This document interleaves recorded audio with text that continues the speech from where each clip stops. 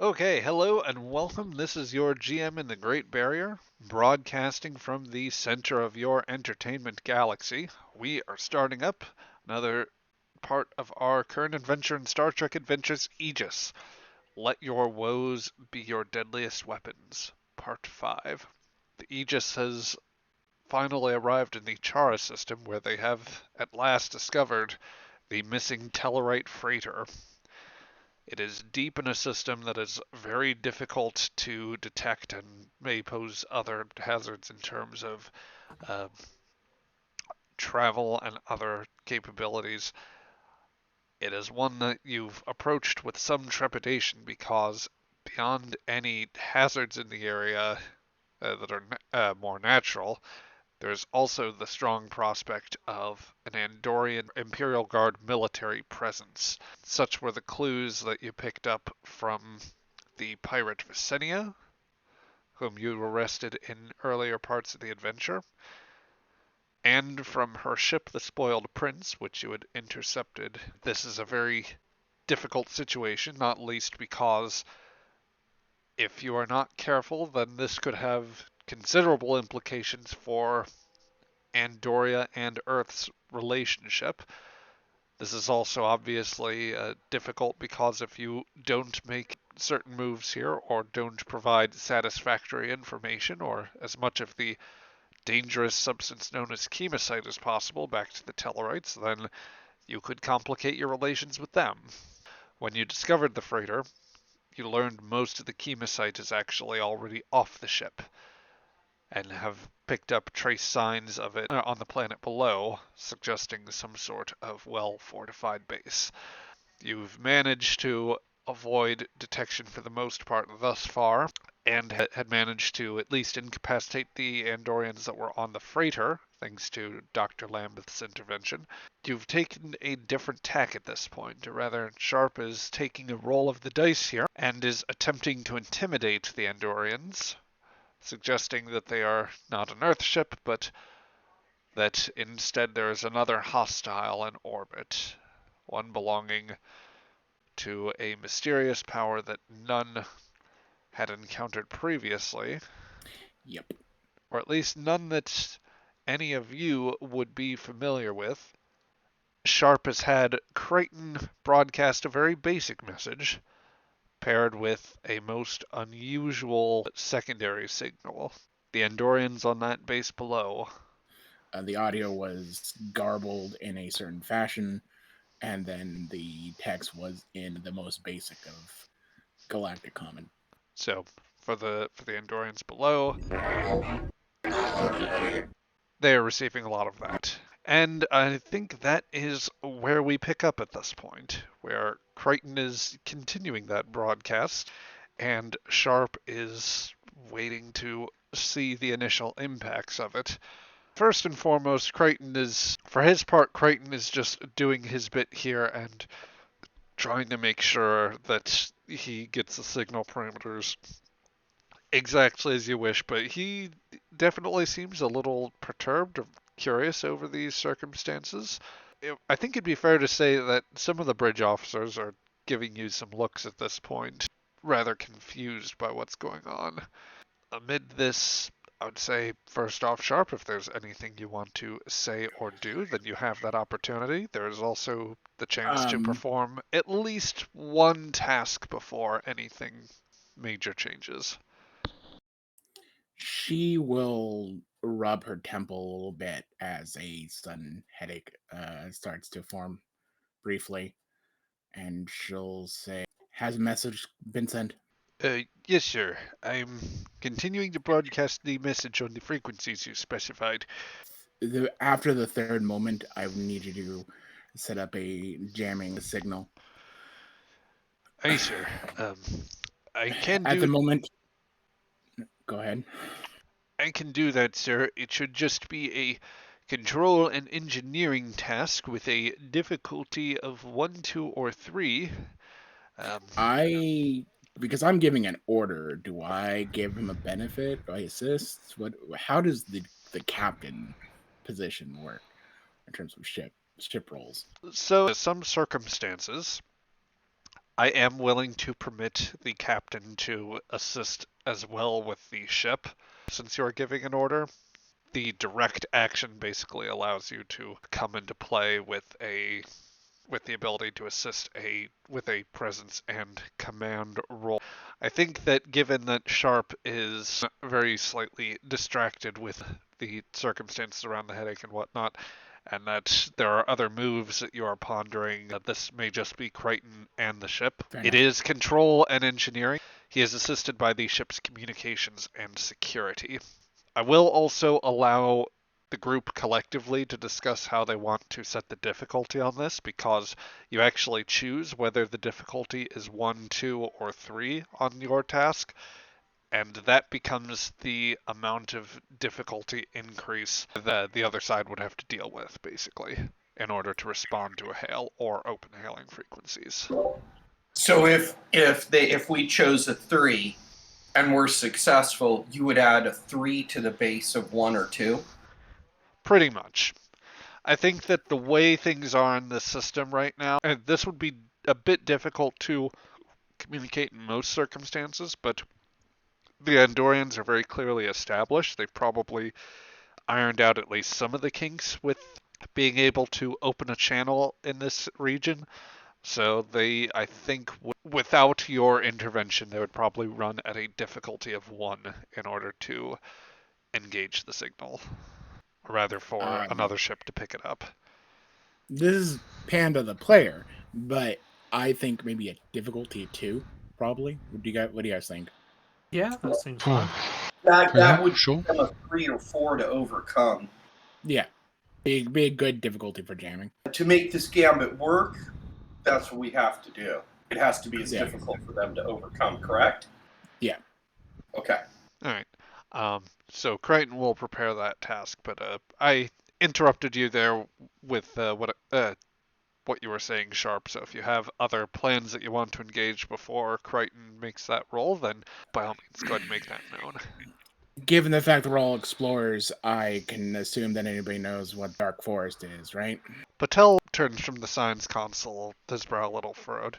An old phrase, I believe, describing how essentially there's a broad lack of awareness of different interstellar races. I think it was mostly used back during the time when Earth was limited to pre-subspace communication capabilities, long before first contact. Without those types of sensors, or limited to light speed perception and travel capabilities, space would look essentially like a dark forest. One couldn't see through that to find other interstellar civilizations. In addition, that there are often monsters. It also is associated with the fact that there might be monsters that we don't want to stir in said forest. I think. And I'm calling up from engineering. One thing we might be able to do as well is perhaps do they know our position? This is a player question. No. Or they just know the position of the probe. All they know now. Well, they probably know where we are now because I just made a signal of such. Right. Okay. This would be a proposal, ma'am. Make it quick. Yeah. Maybe I could make us look and sensor scan a little bit different by releasing maybe certain kinds of energies or, gases that are not essential. That would make the ship not scan like something they're familiar with. Do it. And once you're done with that, I need you on the away team. Got it. I need you to redirect the cargo vessel. I need you to aim that cargo vessel onto the facility. Onto the surface or at the base? At the base. At the base. Got it. She will also signal the doctor. Doctor, if you're removing that EVA, I need you to take it back on and help the away team put the Andorians on the cargo vessel into escape pods. I also need you to inject them with certain chemicals that can make it perceive as if that they could potentially have been mentally compromised with their memories. It doesn't have to be compromising, just look like it. Look like it to who? To them or to someone investigating them? to someone investigating them. All right. I'll see what I can do. She'll signal Shira. Shira, change of plans, and I'll basically repeat everything I've basically told everybody else so far. So, sorry, are you planning to send the freighter at the base? Once it's evacuated. And I'm being a if big. they're not I'm evacuated? intending to be a big, scary, unknowable monster with no ship to defend them. They'll have no choice but choose either to sacrifice themselves or to flee and wait for the ship to arrive. I am hoping that they don't call my bluff. Long as it's only a bluff, I guess. As this happens, Crichton is going to engage his jamming roll. He will get 1 success. If somebody could roll for the ship's security and communications, please. I'll do that. Security and communication. Nope. Okay, Crichton is not going to succeed at the task. Can he use determination to re-roll? Service over any conflicting loyalty is one of his values, so I will allow him to re-roll his 1-0 and to re-roll for the ship. Crichton will gain that 2nd success, and if the ship succeeds, then that is momentum. Shit, 2 it successes. succeeds. So we Okay. go up to 5. Yep, So we lose 1, then we gain 2. So running at the selected difficulty of 2 successes, you manage to meet that, and then the ship grants you 2 additional successes so that you can gain back 2 momentum. Because Crichton only spent determination for that. Ma'am, one other suggestion. If Saral isn't on the bridge doing science, I would like to suggest that he handle engineering. All right. Shield signal for Saral. Saral, you're taking engineering duty. Understood. Understood. Yeah, okay. As this is going on, and as Crichton has set up the jamming field, Sir, I believe the base is attempting to broadcast a distress call. I have set up some interference to make the signaling more difficult. So let's see. I'm spending 1 threat to buy an additional die. That already meets. God damn it. Oh. And that is 2 more successes after they met the difficulty on that, so I am earning back a couple threat. Can I... She'll say, have you localized its signal? Where the communication system is? I believe I can... Mr. Patel, allow me to coordinate with you here, but I believe we can hone it in. Yes, I think I think I can get a location on that. Another alarm goes off at his console as sensor readings come in. Impulse turn detected further out into the system. Whatever ship we have, they might be adjusting their course now. Okay. The Senate, the moment you got a signal, I need you, weapons, I need you at 105% power to phasers and clip the communication. The person in the purple jumpsuit with the red stripes to indicate their security is like, aye, sir. We're using the cannons then? Or would torpedoes might be a little... Out of character, they were phasers or phase cannons? It is phase cannons, but the captain has been using phasers properly. Or rather, Also, she likes the idea of phasers. Also, I don't think we have torpedoes. You have these spatial torpedoes, basically the missiles. Okay. That, with the exception of 1 nuclear warhead that Sharp has been keeping a little bit hush-hush, it's largely conventional weaponry. That being said, that missile might do a little more to the planet. Or rather, to a ground target like that. It's a conventional explosive. Okay, and I am going to execute what the captain has asked, and I guess I need to ask you if this is possible. We've been collecting a lot of alpha particles. Could I release just a few of those to kind of make the ship either appear different or even better, since I'm releasing them and matter tends to distribute in a vacuum in an even way? It might make us appear larger and scarier. I think that would count as an advantage that you could create. So I'd be prepared to let you run a version of the basically the create advantage task, which for engineering, it would obviously be an engineering discipline application here. Perhaps daring in engineering, since you are going for a bit of intimidation here. Yes, I'll buy that. And do you guys want me to spend momentum on this? Yeah, go for it. Okay. So Let me get my character sheet up here. There she is. yep, down in the engine room. The group of engineers that you have are running about. They've been trying to manage the flow of the alpha particles into the Bassards as best they can. Amidst this, Saral is just arriving in the engine room. Yeah, I just look over my shoulder at Saral. Take care of my baby. Okay. Engine daring and engineering. And let's see. I would argue that warp field dynamics should help me with this as a focus. This would definitely apply here. Okay, I'm applying that. And I'm spending 1 momentum on the task. Okay. And I think the ship could also assist you with security and engines. Felix, you want to roll that since I'm rolling this? And you're just arrived? What should I roll? Daring and engineering. No, if he wants to assist me, Wait, great. I'm sorry. What's that? Oh, Felix was rolling for the ship. My mistake. I was for suggesting. Engines and security would be the question. Okay, there's my roll. Oh yeah, well done. Okay. 5 There we go. successes. Nothing from ship, but knocked out. Well, considering my rolls in my game last night, this is awesome. Okay, so yeah, Romanov, you begin shunting some of the alpha particle concentrations through the engines, along with a little bit of drive plasma, to create There you go.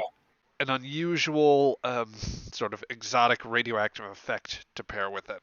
The resulting energy emissions might give you a little bit of a bump, so that anyone that sees you could initially mistake you for a vessel a scale larger than what you would initially be. So you, Right on. to long-range sensors, the advantage I think that would make the most sense would be to say that you appear to be a scale 4 ship now.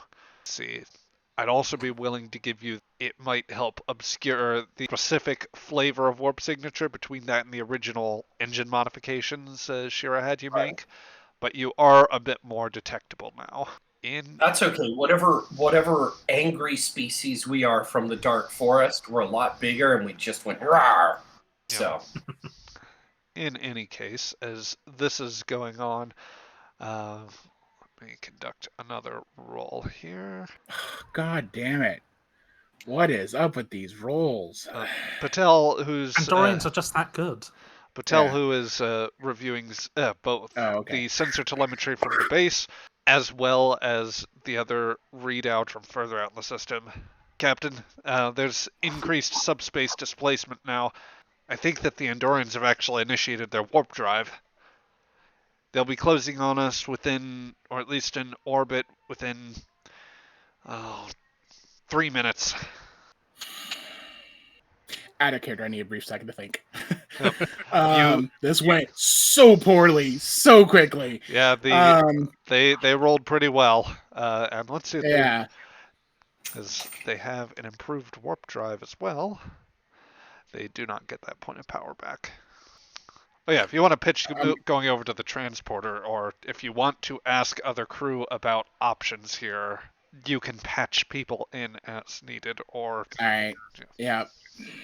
Well, she'll patch into her team. Well, for one thing, I give some credit to the Andorian Imperial Guard. Options? Out of character, what is it we're trying to achieve right now? We're trying to remove... My initial thought was to evacuate and destruct the chemosite, because in essence, they were already grabbing our bait and shooting at it, so we didn't have much time before they came back. With 60 people, there's no way we can clear that out in any capacity without causing a lot of issues. So I was hoping that if I scared them enough, they would flee, they would get the shuttles, leave the facility, and I could just blow it up. But instead, they made a really, really good roll when it came to sending that distress call. And we don't want to blow up the freighter with all the people. No. Yeah. The basic breakdown there's the freighter in orbit, which has I think half a dozen Andorians on board, all of whom are unconscious presently. It has only a small amount of the chemosite on board, but still enough to make the probe.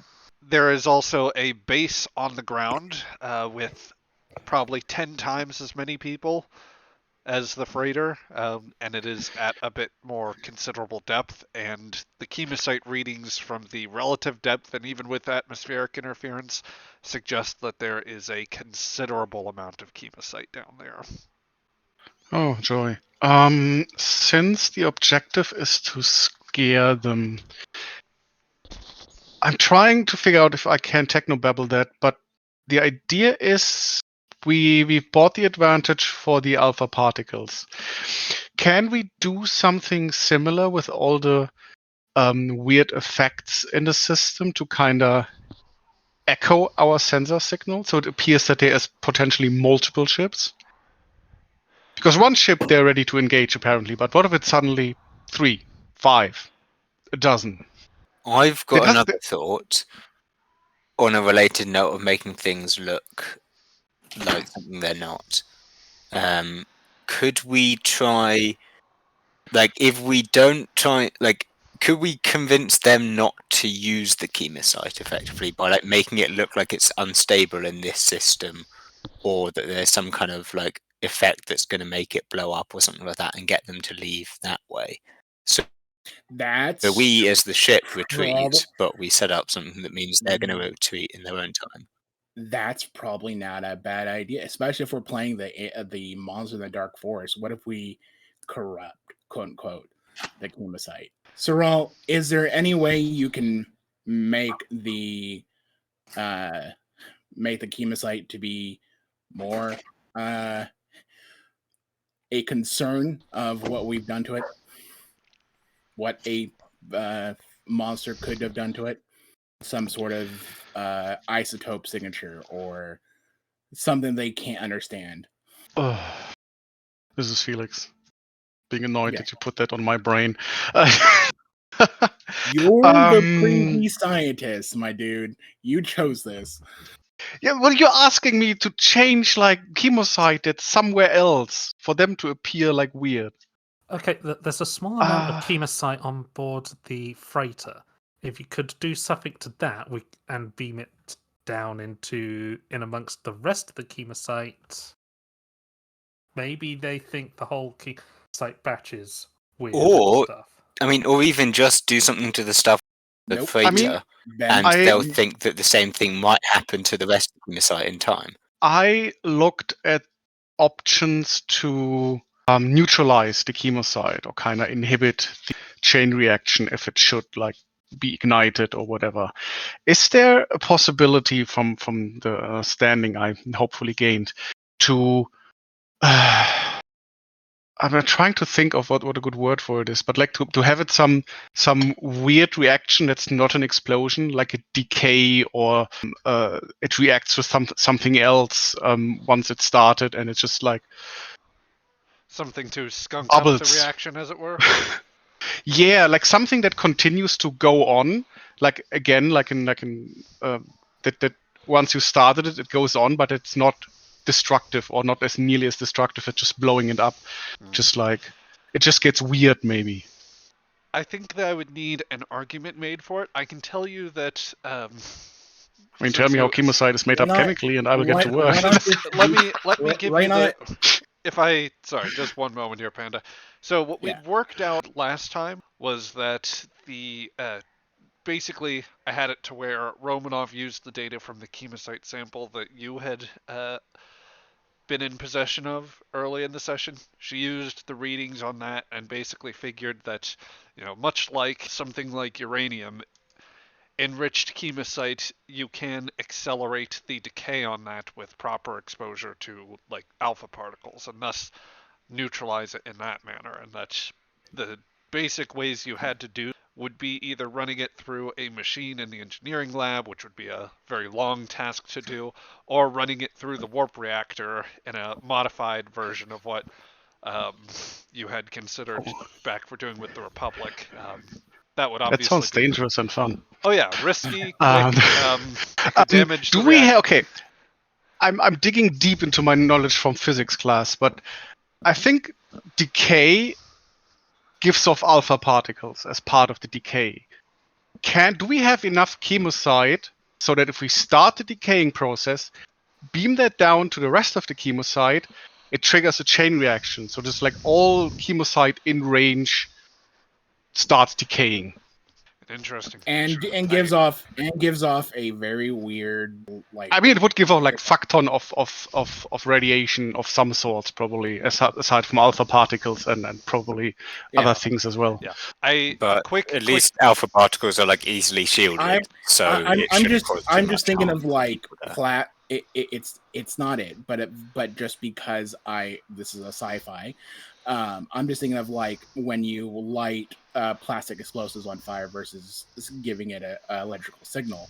You know, if you light on fire, it just burns, just weirdly, but burns, as opposed to exploding. So is there a way we can start the process of basically letting it catch on fire, as it were, proverbially?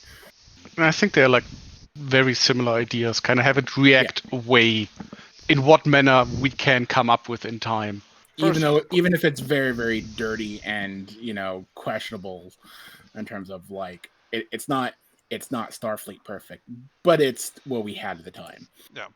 First, one quick GM correction, just in case I accidentally said alpha particles in my own description of what you're exposing it to. I was thinking more. I think gamma radiation was what the things were actually rigged to expose it to. Yeah. Okay, the spin-off of this episode is the Andorian Hulk gets created in that lab. Yes. And he turns, oh god, green plus blue? What is that? Brown? Turquoise. Turquoise? Oh yeah, I'm 100% down for that. The Aqua Hulk. Turquoise Hulk. I love it. Yeah. I mean, is there something like that we can do? I'm not saying no, but I'm not sure I guess I'm not seeing the exact rationale or like means of execution, because even if you do manipulate the chemosite, which is still on the other freighter, to be clear, and like the means of being able to affect it would still require you to bring it on board the ship, given where it is and how shielded it is. Is there something we can beam to the chemosite that would have a similarish effect? Like some source of radiation, or insert technobabble here. Yeah. Unless Saral has been quietly rigging up some sort of device without my knowledge, then I don't know of anything that would quite work. Can we that spend 2 momentum? I mean, we have been. I do have the talent frogs to replicate us. The question is, how far are you willing to let me stretch that? Well, It doesn't mention any limitations on what you can do. It's just like whatever I can justify and you accept, kinda ish. Okay, the one thing that I need to double check first is how often that can be used in the course of an adventure, whether that's once per session. Okay. It says in the talent. So technically, it is still working to the end of the probes, but you did that in the session prior to this, or even like the session. Yeah, technically that advantage came to pass in the session before, so I would be willing to say that it's narratively we can say that they just degrade to the extent it's not like you are going to use them at this point, I think. Yeah. But at the cost of not having used those probes, then we could make something to that end work, I think. It'd be messy, and it may still take like some time in order to do this, or rather to pull something together. Let's see. And I mean, also a factor is The, it the says question, like the key opportunity cost of the item disassembled has to be the same. So if it's something complicated I want to do, I probably have to sacrifice something equally complicated, Yes. important to the So- ship in the long so- run. So what radioactive component of the ship would you like to extract and break so that it can do this? I mean, you have your shuttle too. It's got to be the Which is Aegis, not the surprisingly shuttle. not radioactive. No, but the engine is. I mean, Piece of antimatter is the equipment. antimatter is radioactive by its, by its ignition.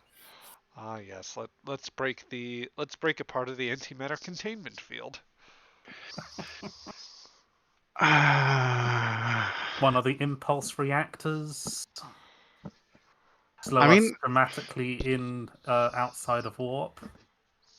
But do the that. thing that came to mind immediately was a word that I also lost immediately. Not the sensor dish, the Deflector array. not deflector array, but what they when they like every time in Star Trek they need to emit something somewhere. Is it a deflector array? I'm pretty That sure is it's the the deflector. deflector. It is. Is it? It is Yeah. the all-purpose It does. weird It can beam be thing. rejigged for everything. It's magic. I mean, it sounds so like what we want to do. Yeah. If I don't have warp for a while, I guess I'll have to take it. I mean, I suppose it can also be like whatever parts we have in storage to maintenance it, and it's just like if what's currently running stops running, we are screwed. But I don't know like the particulars of what I actually would have to disassemble or steal to make this work. This is very vague, and I'm sorry. No worries. Like, we're in some deep shit. Like, we still got a mission, and we're running out of time. So, really, GM, what would it cost? If I were to take apart some crucial black box that we don't need to specify further of the deflector array to make it happen that we can just beam this device over and have it neutralize the chemicide, maybe not instantaneously, even though I would take that, but like in the foreseeable future, like starting the decay, would that be acceptable use for the talent? That's, I think, the formulated question. Here's what we could do. Because I think that the components of the deflector itself would be inert prior to being charged. So in order to pull from the deflector, I think you would have to take yours offline, pull components that have been charged and thus have the necessary qualities to affect the chemosite. Once beamed over, you may essentially roll in order to affect the process to see whether it does what it needs to for the chemosite in a quick and dirty fashion. It will have the natural complication range with the rocks to replicators talent instilling that. But for that time, warp travel will be extremely difficult. Impulse will also be risky. That is to say, basically, you're taking increased complication ranges for both impulse and warp drive, since the deflector would be inoperable, leaving you pretty much with just maneuvering thrusters. It also opens up if the Andorians don't retreat, we are basically sitting ducks and being naked at the same time. So, I'm sorry, I spaced out. What's it costing me? It's everything. Costing you yeah. So by taking the deflector offline in order to extract the component for that would make the talent work here, you are going to take significant increases in the natural complication range to both warp and impulse power at this time. How much of an increase? For impulse, I think that's going to be a natural range of 2. Warp drive will be at least 3 with at higher ranges. Well, I'll just say I will spend threat to increase it from 3 to that point, but I will do so at the discounted cost as if I were just spending to increase it by 1 or 2. So that's How it basically How- makes escape very difficult, or like very risky. There is also just because you're going to have to roll once the device is on board the ship. There are chances that things could go very wrong with how this device interacts with the chemosite. how long would it take to bring the deflector back up online? That's a good question. It is easier to break something than it is to fix it. I will say that much. Absolutely. That's why I'm asking. Like, how long would we expose ourselves to the Andorians, so to speak? A long time. Too long. Agreed. Too long. Yeah, but certainly probably a good combat encounter's worth. Like it might, if it came to hostilities, then you would probably be making these repairs desperately and under fire in order to make it work. Okay, different approach. Something I've been pondering. With the scans, is there whenever I can cause a geological event and force them to evacuate the base? I mean, if you were to, I have transporters, I have a nuke, I have antimatter. Like, could I force a tectonic shift? in order to get to proper depth for that, that would probably require like considerable precision phaser drilling and either ground teams dropping torpedoes or something like that. If you want to flat out bomb the facility with the nuke, then that would probably cause some ice caves to collapse and seriously damage or cause risk there. But the plate tectonics are a little bit beyond what a Deadliest class of this era is capable of, I think.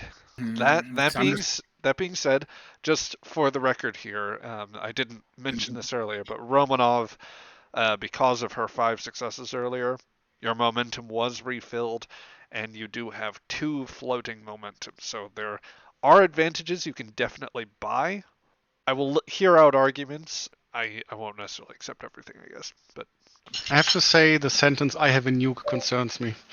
I was going to ask a question. Okay, so you said that the facility is underground, correct?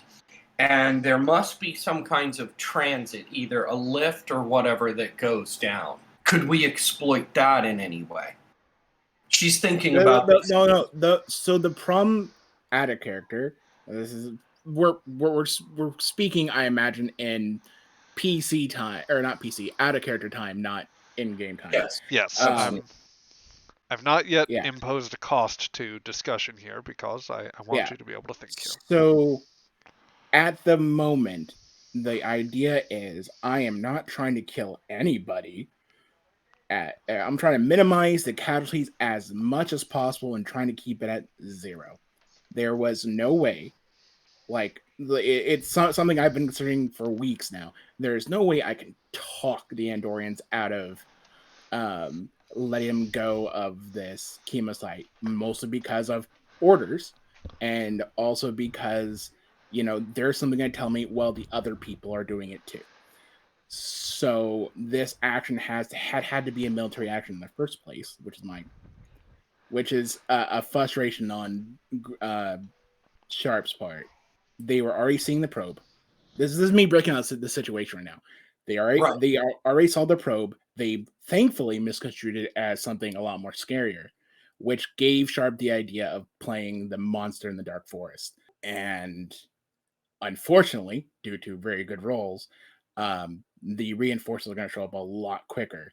I am trying to either force them to abandon the chemosite so that we can get to it later, or at the very least destroy the chemosite so that way, and then leave safely without us being caught.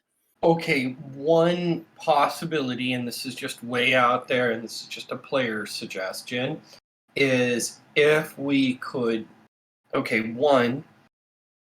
phasers have been fired from a ship to a target on a surface as stun. But we have pulse cannons, I believe, right? We do not have phasers, correct? The Phase phase cannons, cannons are a precursor to that. It's a Yeah, we have prototype phasers. We don't have phasers proper. Okay, it's different technology. Is there, GM, something we could do, like a non-lethal shot to that entrance that would put a charge on the metal that would either freak them out or, make them concerned that the chemosite is unstable, i.e., by putting a charge on the metal, all their internal sensors now believe that the facility is under a dangerous effect. That I'm just shooting from the hip here, guys. Yeah. So Yeah. the only issue with that would be, once again, that the facility that you believe you've located is still underground. So that's Well, that's what I was saying. ice. They That's have to. I mean, ice, rock, things like that that are blocking it. In terms of any sort of, you figure there might be some sort of docking area or means that they have to get things like up to the surface, but even that like sort of gateway is probably shielded by like a rock layer above it somehow, or like something to that effect. Well, okay, now that's a little better. One shot to drill, one shot to charge the metal of the casing of the elevator shaft that goes up and down. No. Yeah, but that doesn't charging the elevator with amount of power is not going to be. They're still feeling defended. You just electrified the door. They still have a house. Right. Well, that's what I was saying. If there was some way, and this is again total shot in the dark. So, if there was a certain way we could modulate the phaser so that the energy transference is something would go right down the shaft into the facility, and maybe it's not causing any damage, but it would fuck with their sensors in a way that we want it to. I doubt that's possible. That's my craziest proposal. Yeah. I don't. The problem right now is like the reinforcements are going to show up in 3-ish minutes. Maybe we're looking at this wrong. Could we perhaps create a perception of interference that warping toward us would be a very bad idea to warp into, in terms of like a perception of a gravity well or a hypergravity well or something like that. So they using our alpha particles again. We got alpha particles. But I mean, if the reinforcements can't show up and have to take the long way, we have more time. Right now, we only have 3 minutes. And I've been trying to think of ways of getting the job done in 3 minutes. But how about, instead of trying to headbutt the facility in 3 minutes, we just extend the time longer? Alternatively, we just retreat and try and come at this again, knowing we're in a worse position. But we don't necessarily, or we do something in the next 3 minutes to set us up for the future, but we don't worry about solving the entire problem in 3 minutes. Or we engage the Andorian ship, and this is not optimal. We can't fight the Andorian ship for multiple reasons. One, it points us out that we're Starfleet. Secondly, is because that is an actual combat cruiser. We are a frigate, and not a refit frigate at that. Craig, any thoughts? Honestly, I think the best way forward is go with the helixes, breaking apart the deflector for something. Yeah, it's high risk, but at this point, there isn't a whole lot left. But will that make the Andorians turn around? Yeah, they might just try to scoop it out and then just keep the rest, is my problem there. I will say this much. Additionally, Sharp, if you want any perspectives from NPCs here, then you may ask people. Yeah, certainly. I'm asking. She's asking her command, but she's also asking, everybody else around her in the bridge. Crichton, for his part, will have no ideas. Donnelly, looking around, says, "Sir, if we at least want to buy ourselves a little more time, We might be able to use the planet's rings in order to shield us a little bit. I can't guarantee that it'll make us completely undetectable, especially after the alpha particle emissions, but maybe we could use that to screen ourselves and hide a little bit longer to buy us more time for another move or something after that. I could probably get us there on thrusters. Great idea. Do Yep. it. So Connolly will We are have action ready, but go ahead, Felix. in this era. We are still pretty low tech comparably. Yep. If we like turn dark, like cut off everything but basic life support and just some maneuvering thrusters, how detectable would we still be in the asteroid belt? Realistically. It'd be a pretty low profile. The main residual issue past that would probably be that the same advantage that allowed you to look bigger and scarier would also probably leave a residual signature. So that's a higher concentration of alpha particles. It is kind of working as a bit of a double-edged sword in this case, but there's also the problem of it would take a while, or it would be very risky to cold start the reactor and risk something like that. Beyond the alpha particle issue, I'd say it would make things quite a bit more difficult to detect you. Sorry, I'm quiet because I'm thinking. Yeah. I'm weighing in on options. Do we need if- a momentary break if- whilst everyone? Problem is we've been on a break for about half an hour going around. Well, things. do we need a suspenseful intermission where people feel like they can have more frank conversation or something? Oh, we need better options. Yeah, we need better options. That's what we really need. Oh, well, so what I'm hearing is basically. Is there something? Can we make ourselves really warm? Because Andorians don't like warmth. Like phase cannons do a pretty nice job of that. Yeah. Let's make the just a sun big- go supernova. That'll make it really warm, the whole system, and can then we just the Andorians will go away. Can we just turn up the thermostat of the base, like sneakily? Why can't we just talk to them? What? Why can't we just talk to them? The immediate response would be, 1, how'd you find this out?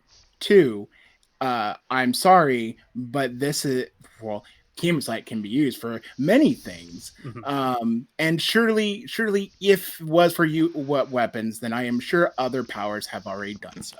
Counter arguments to that is, well, we found this out. The Tellarites are on on our border. If the Tellarites come across our border, we're telling them the truth, and then they're coming straight here and straight to the Andorian Empire, and they might then tell the Vulcans, who will then think now is the most logical time to attack the Andorian Empire Then it's alongside even our more new Tellarite allies. Then it's even more reason to have this weapon. Thank you for informing But us. they won't have time to develop the weapon in the few weeks that takes to go about. I would love for this to be an in-character thing where Shira's basically making the point that, sure, you have this weapon, you could deter the Vulcans maybe, but can you handle the Tellarites and Earth and the Vulcans all at the same time? No, that's a good point. Yeah, It is. There's only one person who can make that call, and that's Shira. In whose space are we? Technically, Is this so for most it's considered unclaimed. The Andorians have designated this a restricted system, but they so don't it's kind of make a iffy. public claim. Fair.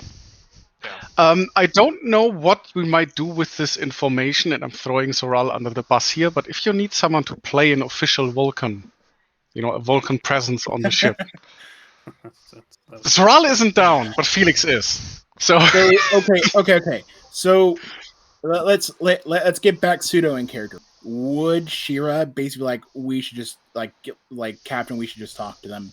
I have an idea. Probably. Okay. Hey, I gotcha. So you know what? We'll do, because it would be very Star Trek to actually talk it out. She'll just sigh and says, "Well, the military solution isn't working." Conley, you ever blind jump before or warp skip before? Uh, I I considered doing it at the academy one time, and then my instructor busted me down for it. Almost threatened to give me another year there. Well, Cochrane did it as a test. Just And there's one problem with that. What's our alpha levels? Can our alpha levels handle a skip?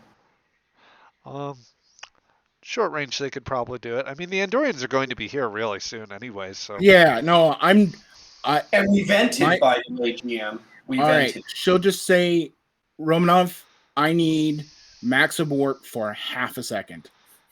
Okay, she goes running back to engineering. She's getting some running in this episode. Good She's cardio halfway to workout. the transporter room. Okay, running back. Give 1 half second, a second, just a brief skip.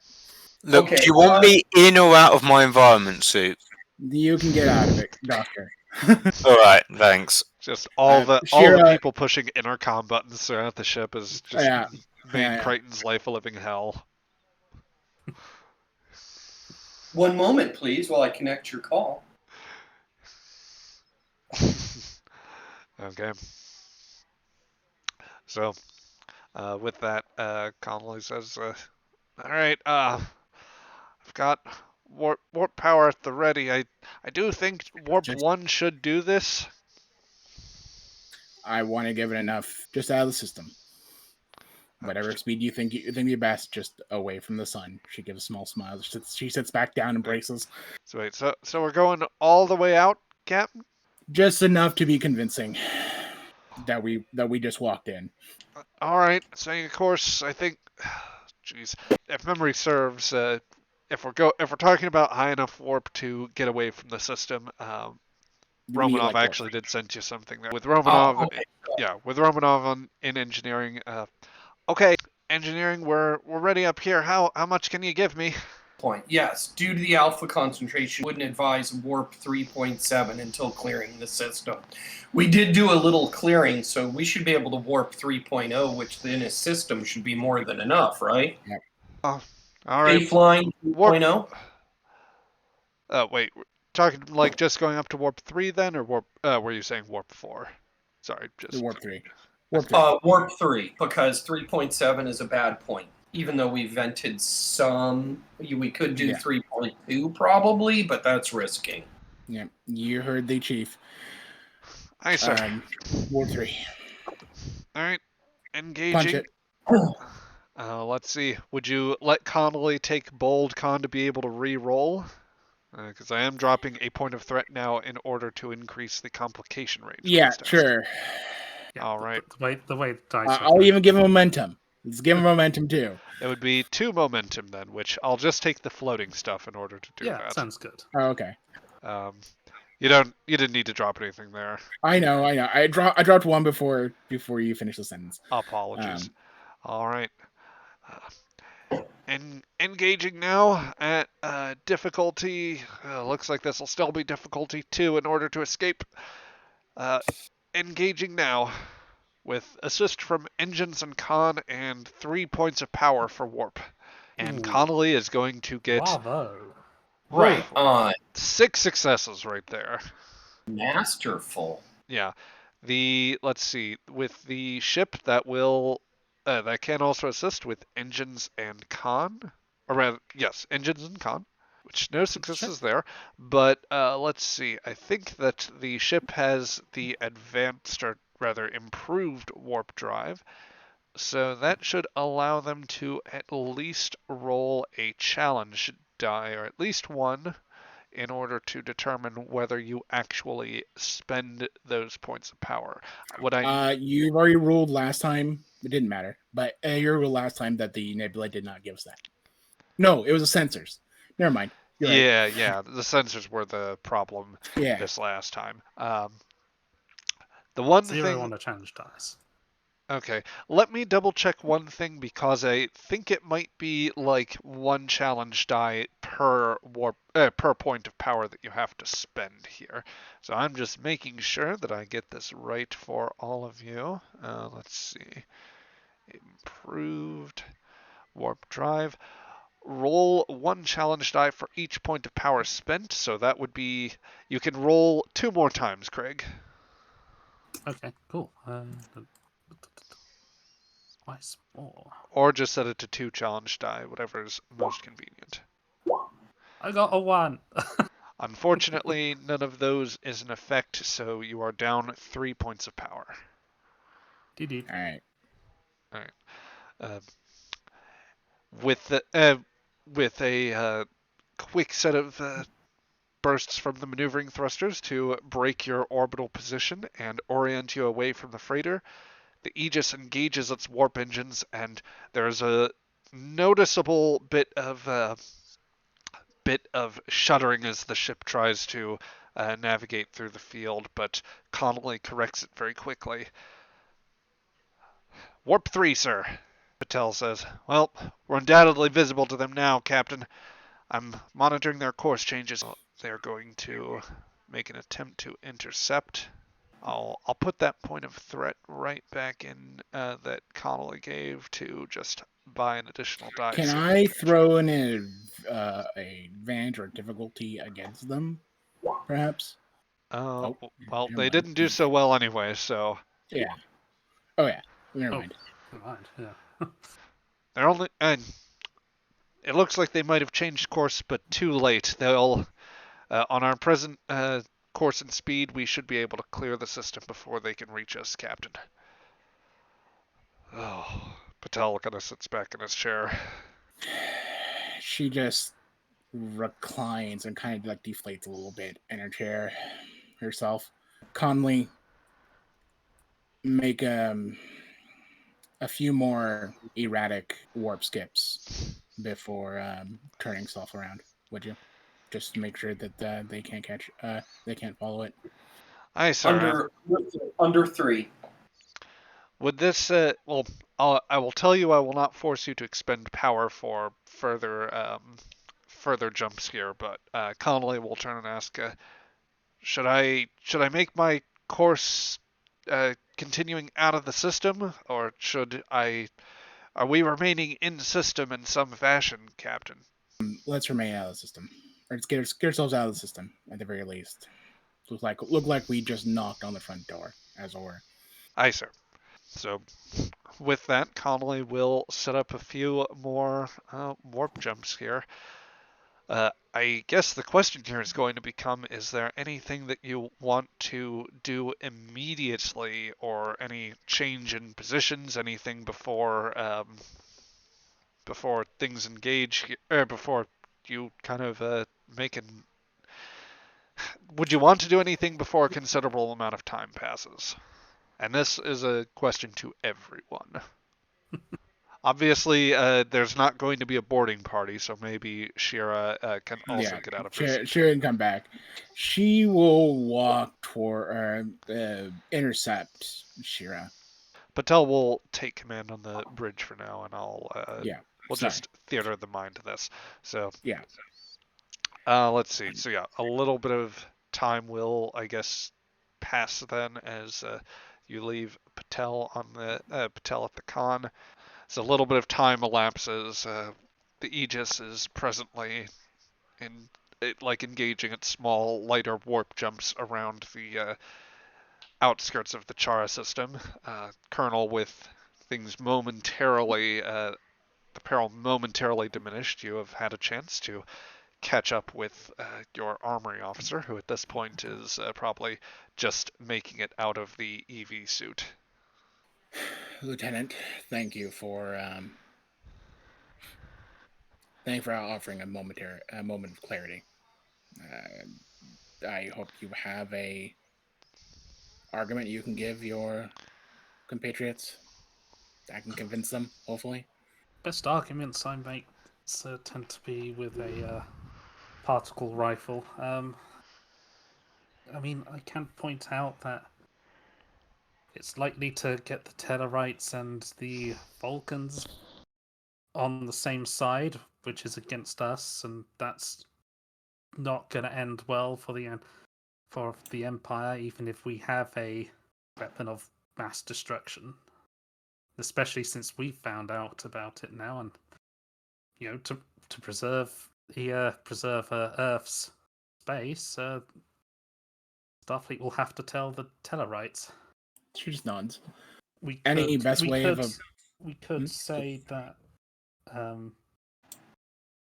they're quite likely to say, well, Andoria came to the aid of humanity when the Zindi were about to attack Earth, but a counterclaim, but a counter to that would be that Earth will not inform the Tellarites that the Andorians had taken the chemosite so long as all the chemosite is handed over or neutralized. Favor She returned. nods. She gives some thought and nods. It's going to be a hell of an argument. I'm sure you're well aware how stubborn your people can be, especially the Imperial Oh, Guard. and paranoid. They're gonna be doing calculations that human ship shows up after all this stuff went on just above us, and they'll begin to join the dots together. How long of a wait should we make before approaching them? They'll call in reinforcements the first chance they get. Not just so there won't just be a cruiser there. So I don't know the exact fleet disposition of the of our Andorian vessels, but I guess you'd probably got hours, maybe a couple of days before more ships arrive. And they're treating this with a high degree of importance. It might not just be a cruiser we have to deal with. Even if it were in simple, and the worst scenario, having a duel would be in our disfavor to begin with. Not to mention, I don't want to get into a shooting fight in any sort of sense with the Andorians. Would go badly. Not just military, though. Certainly, I would do my best to show them a few things. She gives a small smirk of that, but diplomatically as well. We need to be more united in space, and whoever's causing this sort of mischief to upset the balance of power, the last thing we need as a people is to allow them to bring such discord. Is there anything else Earth can offer? A medium, a middleman. There's been a lot of bad blood, it seems like, with the number of powers out there. Having a person that has good relations and certainly has learned to be calm, but at the same time taciturn, would probably make a good bridge between two prospective powers. And I know from the experience of seeing the way things are out here, and certainly my own species history, is that's a very hard thing to accept, diplomacy. But I guess this could be an attempt at one step at a time. But I need your help, Shira. You've got my help. You haven't killed anyone, so I'd like you to take the lead, if you can. out of character, you do not want Shira to take the lead on something which will probably come down to a presence and command roll. No. Fair enough. Just a warning here. I'll roll an 11 for that. It's plenty. Yeah. All right. That's plenty. You now have her supporting things, but yeah. I can make the arguments from the strategic perspective of for Andoria, and you can make arguments based on what Earth can help. All right, let's give it Maybe a long-range sensor scan just to be certain that there aren't any other Andorian ships nearby. Certainly can be done. And she'll signal Patel to do just that. Okay. Amidst that, let's see. I have to make one roll here. Hmm. Oh dear. That's well. I know exactly how that complication is going to go. So let's see. Crichton first has to make a quick roll here. Can I spend like two if it's That for was our not group? Can I your spend? side that the Aegis did not roll that complication there. Yay! Okay. Crichton is going to. Somebody could pop open the Aegis and roll me comms and security, please. Comms and security. Yep. There you go. 2 successes. So as you are about to go for the intercom in order to alert the bridge, the over the intercom line, you actually hear bridge to Colonel Sharp. Please respond. This is the captain. Go. Captain, Mr. Patel reports that there have been signs of an Andorian vessel on the perimeter of the Chara system. They appear to have broadcast some sort of general signal. Uh, I was able to actually. There seems to have been a slight error, so I believe that I may have actually found a way to. In essence, I think that they may have inadvertently given away something with their encryption signal, so it is, well, to be frank, it was much easier for me to determine than usual. And did you patch it It's through? they To me. are. It seems as though they are making a call in. It's some sort of Andorian military code, one I don't fully recognize. I can. Well, if you would come to the bridge, I may be able to show Lieutenant Shira, and she may be able to give me some better insight into the matter. We're both going to the bridge. We're on our way. She just gestures to Shira, and yeah, go up the bridge. To the bridge. All right. So you find. We're in space. Yes. You both find your way to the bridge. And let's see here. As you step in, Shira, the relief tactical officer, is yielding their space. And let's see. Sorry, just setting you guys up both at the start. Crichton is busy at his console. I am compiling it now. We'll look over Crichton's shoulder. I will also look over In Brandon's in shoulder.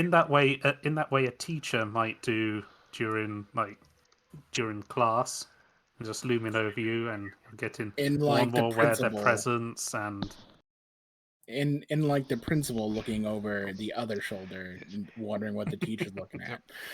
It appears to be some sort of repeating code, some sort of Andorian military frequency. If it were anything similar to an Earth code, I would say that it's possibly broadcast for some sort of contingency. they're asking ships to form a task force in the area. Oh dear. We should make a long-range scan now. Patel, Stand by, Captain. I'm attempting to do that. Do exactly that. Oh, and well, thankful. Actually, that complication earlier, I'm going to allow a reroll. Captain, uh, I was able to intercept this signal fairly easily. It would be pretty fair to suggest that any other vessel nearby with the. Honestly, I would guess that they were trying to transmit to compensate for the system, but that they were further out than they realized, so any ship that was in reasonable range could have picked this up with fair ease, Captain. Let's see. Now that you are out of the nebula, Patel will get to roll. This will be reason and science here. I'm going to say because the detection relative to the role that the Andorians had to make and had such trouble with, Crichton picked up 2 there, so I'm going to say that he can put that that's basically floating momentum for you. So if you'd be Nice. willing to give one, then Patel could spend up to, or he could buy up to 4, or rather 2 additional dice for a total of 4. Go for it. Okay. 2 momentum? Yep. Offered. Here you go. And the ship also rolls? Yep. Sense of science, right? Yep. Nothing from the ship. Well, I'm going to say that for the full, the maximum range on the scan would just be pushing it out to a full difficulty of 5, but with the sensors that'll bring it down to 4, so that'll just refill the momentum there. Yay. Patel did score 5 successes. I should say you only needed to drop 2 there, or only drop 1 there, so I'll give you back the other sharp. But yes, Patel looks over. There are other Andorian vessels, some within, I'd say, nearest one based on what we know of their top speed would be close to 5 hours out.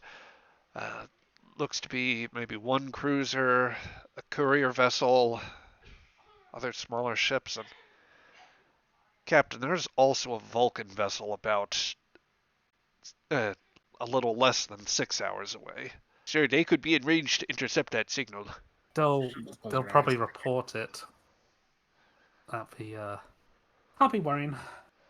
So we've got about 5 hours, and then one ship shows up, and then another hour, then a Vulcan ship might show up. Based on its tonnage, oh dear, I'd say it's a Dakir class cruiser. Oh, yeah, that'll definitely show up.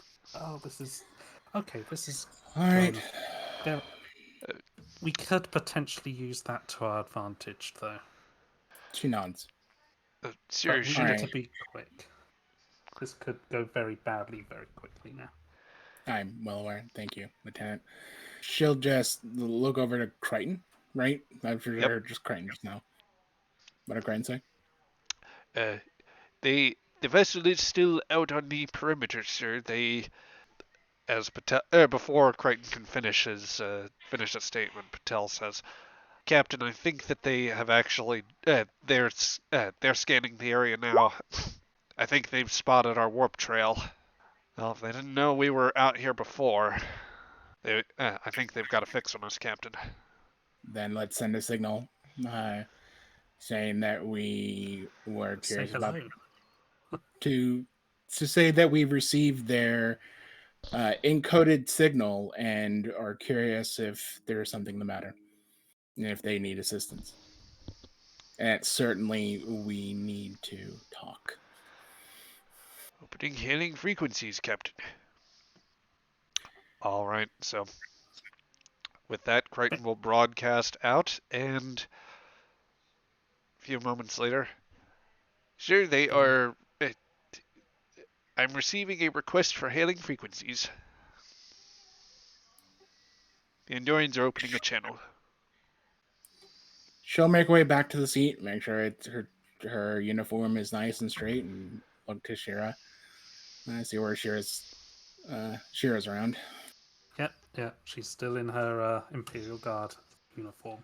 All right, put it on screen. And before you appears the face of what seemed to be, if you drew up the equivalent in Earth years, a roughly middle-aged Andorian gentleman. He wears his hair very close, very short, with a beard and very distinguished, well-trimmed mustache, giving him a very sort of square-jawed look to him. He's sitting a bit forward in his command chair, not leaning back into it himself. His antennae angled in such a way as probably something rarer compared to what you usually see. The Andorian, he makes eye contact with you. This is. Oh, go ahead. Add a character. Go ahead. I'm Commander Rast of the Imperial Guard ship Ulcano. Identify yourself, Earth vessel. I'm Colonel Sharp of the Starfleet ship Aegis.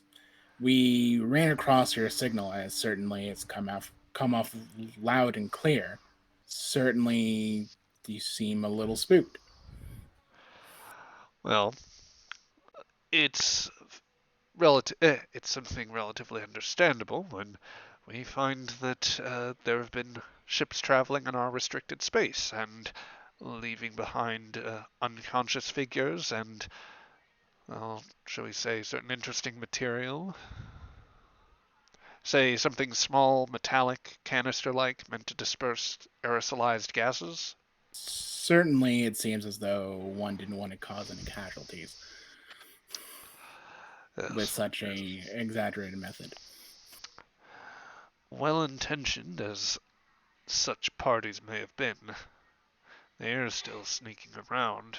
How about, Captain, we drop the pretenses here, and for that matter, drop out of warp. Perhaps we can make it a meeting of sorts and not create any sort of drastic actions further. I have no intention of taking the first aggressive move, Captain, though it can easily be said your ship may well have already struck at us. Or at least some members of your crew apparently did. Now, Certainly, I'll pull out of warp and we can have a meeting in person.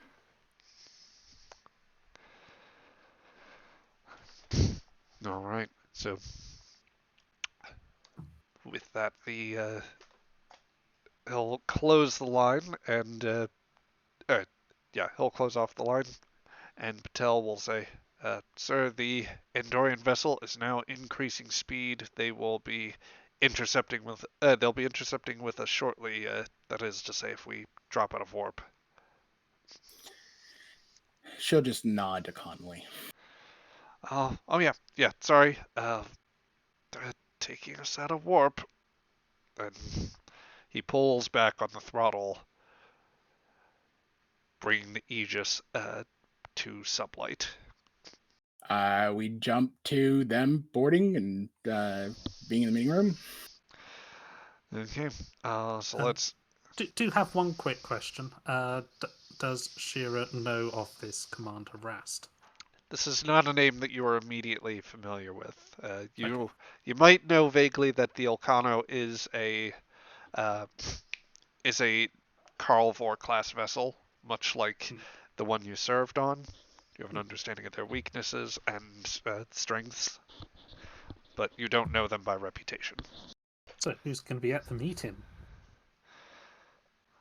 Well, that is a good question here. Who would like to be present in the? Well, Captain, who do you want to bring in on this? Obviously Shira, myself, Patel, and Saral. Would you like to be an official Vulcan representative? That is so much lying. Not only is it illogical, I mean, what would be the purpose of that? Like, if I have the choice, I'd rather not complicate the situation. No. You're quite aware of the strange relationships between Andorians and Vulcans. Yeah, probably a poor choice. Okay. Like, not to Shira. Out of character, for everybody who's listening, I am not a veteran captain. Peter, Panda, this person is not a veteran captain nor a diplomat. So I am trying my best. Listen, as long as you don't bring your dog to pee on the holy trees of a race, it's fine. It's fine. Well, there are some wins in this situation. The first win is everybody that needs to talk about this is about to show up. And if we can project best interest and that there is a common foe trying to get us to fight each other, that is not only a logical argument, it is a reason for us to work together. And we have an Imperial Guard. Her status within the Andorian Empire, I would assume, unless I'm putting this, is very, very powerful. The Imperial Guard are the elite of the Andorian military, right? I mean, they are the military. They are the military. Okay, Yeah. I didn't know if the Imperial Guard was a section or the whole. I never was able to differentiate that. But To be fair, Romanov probably wouldn't know. right, and Romanov wouldn't know. But we have someone who can say, look, it is not Earth's intention to get in a conflict with Andor or Andoria, or let the Vulcans do so. Because it is in everybody's worst interest. In fact, the scary thing for our enemy that is trying to cause us to fight each other, they're trying to prevent us from coming together. Yeah. So Of that course, is of course, that enemy, the knowledge of that, or the identity of that enemy, or that even exists, is so circumstantial. All right. Yeah, but there's enough circumstantial evidence at this point to say it's logical to assume, and this would appeal to the Vulcans, and strategically enough evidence that basically we could convince them, okay, that could potentially be a false theory if they bring that up. But if you're wrong, you lose nothing by assuming it for a temporary period of time. Because all we need to make sure is that chemicide isn't used for a weapon. That's the only real goal of this mission, as I understand it, right? Yeah. Okay, right. That would be the diplomat. That's my opinion of the diplomatic way. Unfortunately, I'm not playing the character to help you with that. I've never gotten to play an engineer before. I'm enjoying the crap out of this game because every other game I play. Captain Seat's a stressful job, let me tell you. I've done it. Yeah, it's a very stressful job. That's why I'm enjoying being the armory officer this time. That's why I'm enjoying being the engineer. Plus, I've never gotten to play one. So yeah. All right. So yeah, Patel, Shira, myself. That would be. Yeah. Okay. As you assemble your team, the Crichton notifies you whilst you are getting ready. Sir, the Okano has arrived in close range. I should be advised. I've been told to advise you. They do presently have shields up and weapons charged. They have also. Is it usual diplomatic procedure for them to broadcast a heave to and prepare to be boarded? They might be a bit annoyed. Inform them that continuing such aggressive action will only compel this ship to release information pertinent to the system. Oh, okay. Well, I had a character like pretty much of like you point a gun at me. I have a quick dial. It'll get on the internet. Like that's out of character. Outside of being boarded, like I can't risk that for a number of reasons. Would you guys object to Crichton spending a point of momentum here? Yes. Or I mean, I wouldn't object. I would more than allow him. Very I'll give him 3. He only needs 1 for cautious. Okay. And it's a good thing that you gave him 1 for cautious. Jesus. Yeah. Oh. And actually, that should be presence here instead. So there we go. Oh, God. Better. The ship has agreed to. The commander has agreed to relax their phrasing. The Andorians have instead requested that we instead depolarize hull plating and power down weapons. They have agreed they will modify their defensive systems if we do the same. It is worth noting that you are still running at full action stations.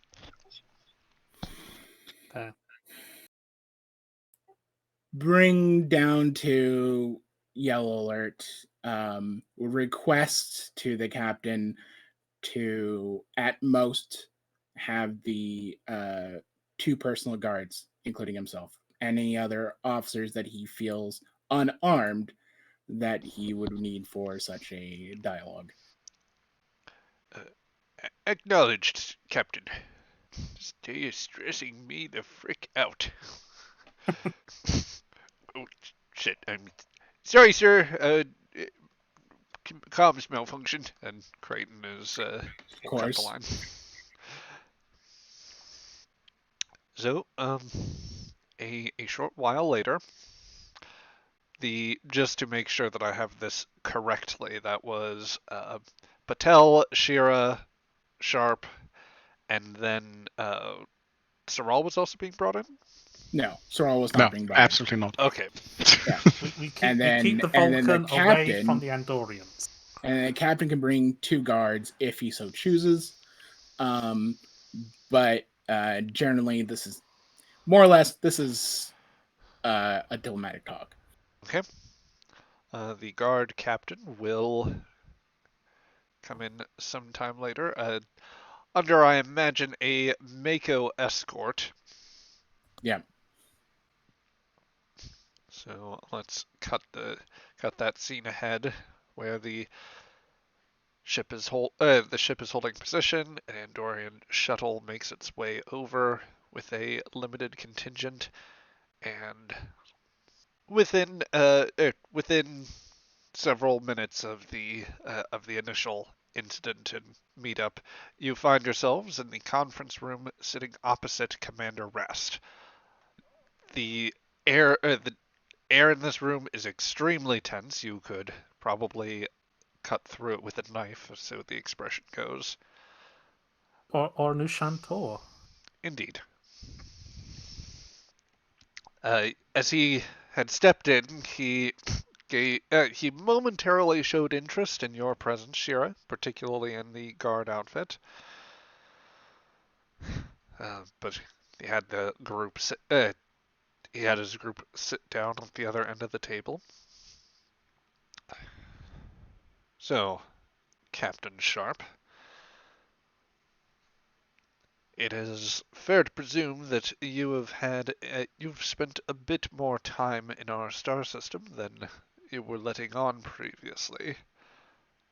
Contested space, but if you want to pull off the tablecloth, as it were, then that I have, and unsuccessfully. Certainly, you have a very impressive crew and impressive ship. My guardsmen are trained well enough to manage under the most trying of circumstances, be it combat situations, navigational difficulties. Certainly, any guardsman worth their years of training knows well enough not to approach a restricted military system. That is within contested waters and not identified under Andorian space until now, apparently. You still could have benefited from perhaps I suppose standards are a bit more lax, and glancing over to Shira, somebody just needs a refresher course at some point when they get a chance to return to the homeworld.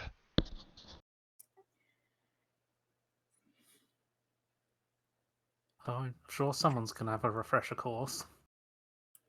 I'm certainly curious also, as I have understood it, is that when it comes to the Andorians, and the Imperial Guard, they wouldn't resort to using Orion pirates to get what they need.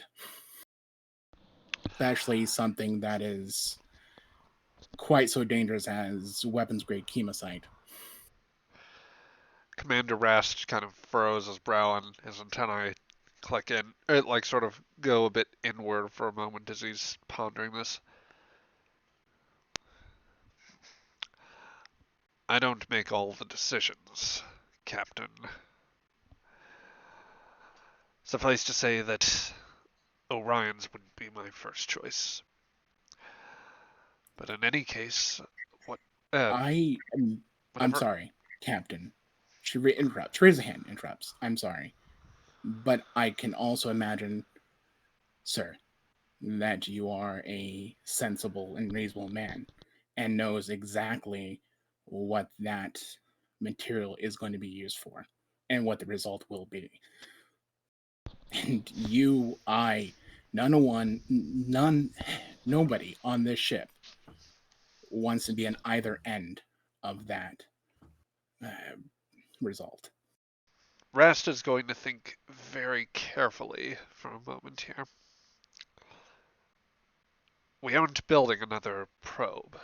I know that much, or nothing to the scale of what happened. I can categorically say that that is not being that was never under consideration, nor will we ever build a weapon of that skill or that scale. To that sense, there's a sort of the recline of like any officer would understand the body language of we're getting the like somebody's either trying to talk themselves out of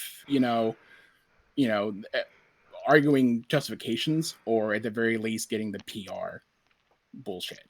But she just is still diplomatic and just waits for him to finish explaining. I'm sorry. I need to see. I actually need to do one quick roll here just to see.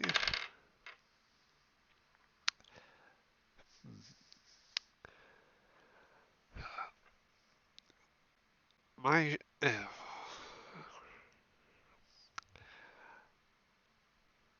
I can say very little on this given our current status, but I can at least assure you that there's not an offensive capability with regard to anything that's being done within the system. This is purely, we are purely conducting research on defensive measures, such that any activity is going on in that system. I must apologize again, but I am sure within Andorian history, and certainly amongst ours, she looks over to Patel, but the byline of purely defensive has always been the excuse of these sort of designs. Am I wrong? How often have those defensive become offensive? How easily can that switch be flipped? I'm not at liberty to say. He's Captain, going to have a very hard think on this. Captain, something is off with our space. Someone has been pushing for all of our powers to be far more aggressive, to look for more and more dangerous things. They are adding more weight to the icebreaker, as it were. I do believe the colloquial is called. She looks over to Eula. Right. It comes down to captains such as you and I to try to ebb some of those orders, some of that inclination, and find for a more peaceful solution, a solution that doesn't muddy our conscience and certainly keeps our children the ability to actually look at us and not feel shame if they're even there in the first place.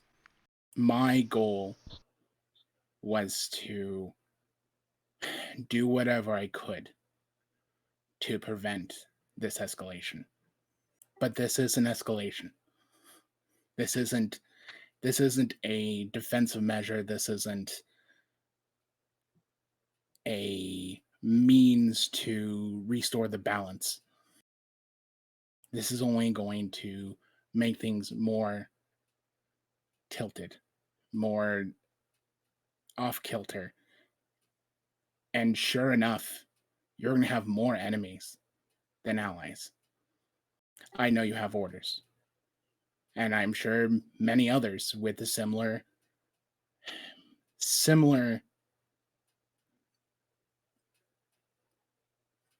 situation has orders. But it is officers like us that needs to find ways of just being cooler heads. Go ahead and roll me a presence and command roll. Okay, so I'm using my determination here,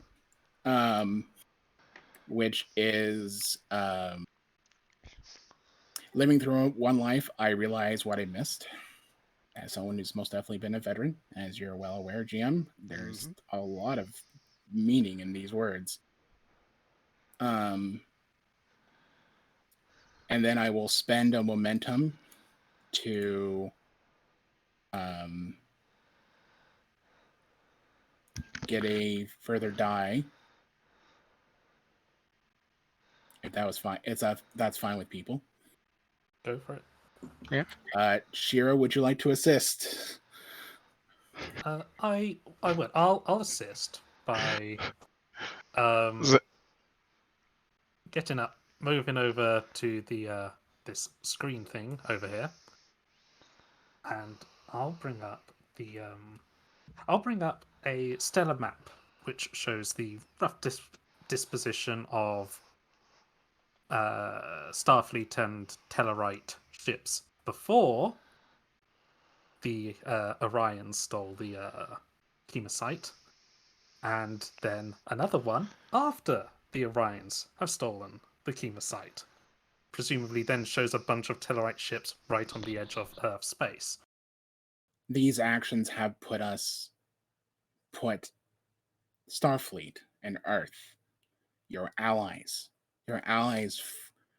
that have certainly supported you as much as you support us, in quite the predicament. And if anything, would force our hand in an angle that would be more than unfortunate.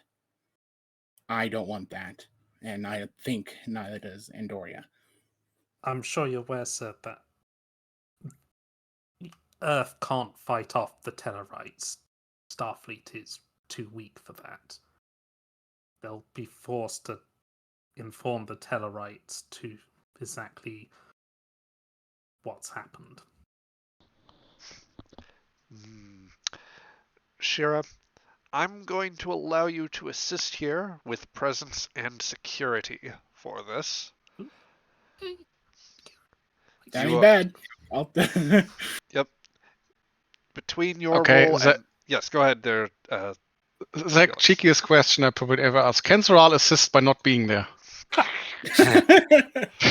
I'll not increase the complication range there. No! Yeah, all right. Diplomacy. Right there. Yep. For focus. This will be contested by his reason and command, and because of the nature of this contested task here, I think the best way to make this work, he does have the proud and honorable talent, which as an Andorian, his personal integrity is unimpeachable, and he's not willing to break a promise made or otherwise betray allies or act dishonorably. While you have very honorable and persuasive intentions with this, it is still something where he has taken an oath to the service. So, I know that feeling. Oh. Yeah, well, I'm trying to spin it of like The oath is to not do this shit, because this only brings destruction. Yep. That's the So what I'm going to roll. He has rolled 2 successes. You must beat that plus 1 more. So you must the Okay, so I difficulty get of 2 your automatically. the So now difficulty I just need to beat altogether is 1. 3. Yeah, so I just need to beat 1. Okay, I got this. Yes. nothing from the Andorian. But damn, God, Yep. whoa! Did you spend a not momentum? Your I'm playing determination, which, by the way, I got it back too. So you got Thank you. You got 7 successes. Yep. Damn. You Earth did help us quite a bit, both in the exposing Vulcan hypocrisy at Pagem. For that, you should have our gratitude. Indeed, your presence here, Lieutenant, it does go away towards solidifying what I would hope in most circumstances would be peaceful relations. Maybe even an alliance of our own. No. Yes, sir. The hammer does not deserve to fall on Earth for what's happening. My commanding officer at the base has not fully authorized everything, but I do feel, with the understanding that this is in strict confidence, Colonel, that you'll be read into the exact nature of the situation.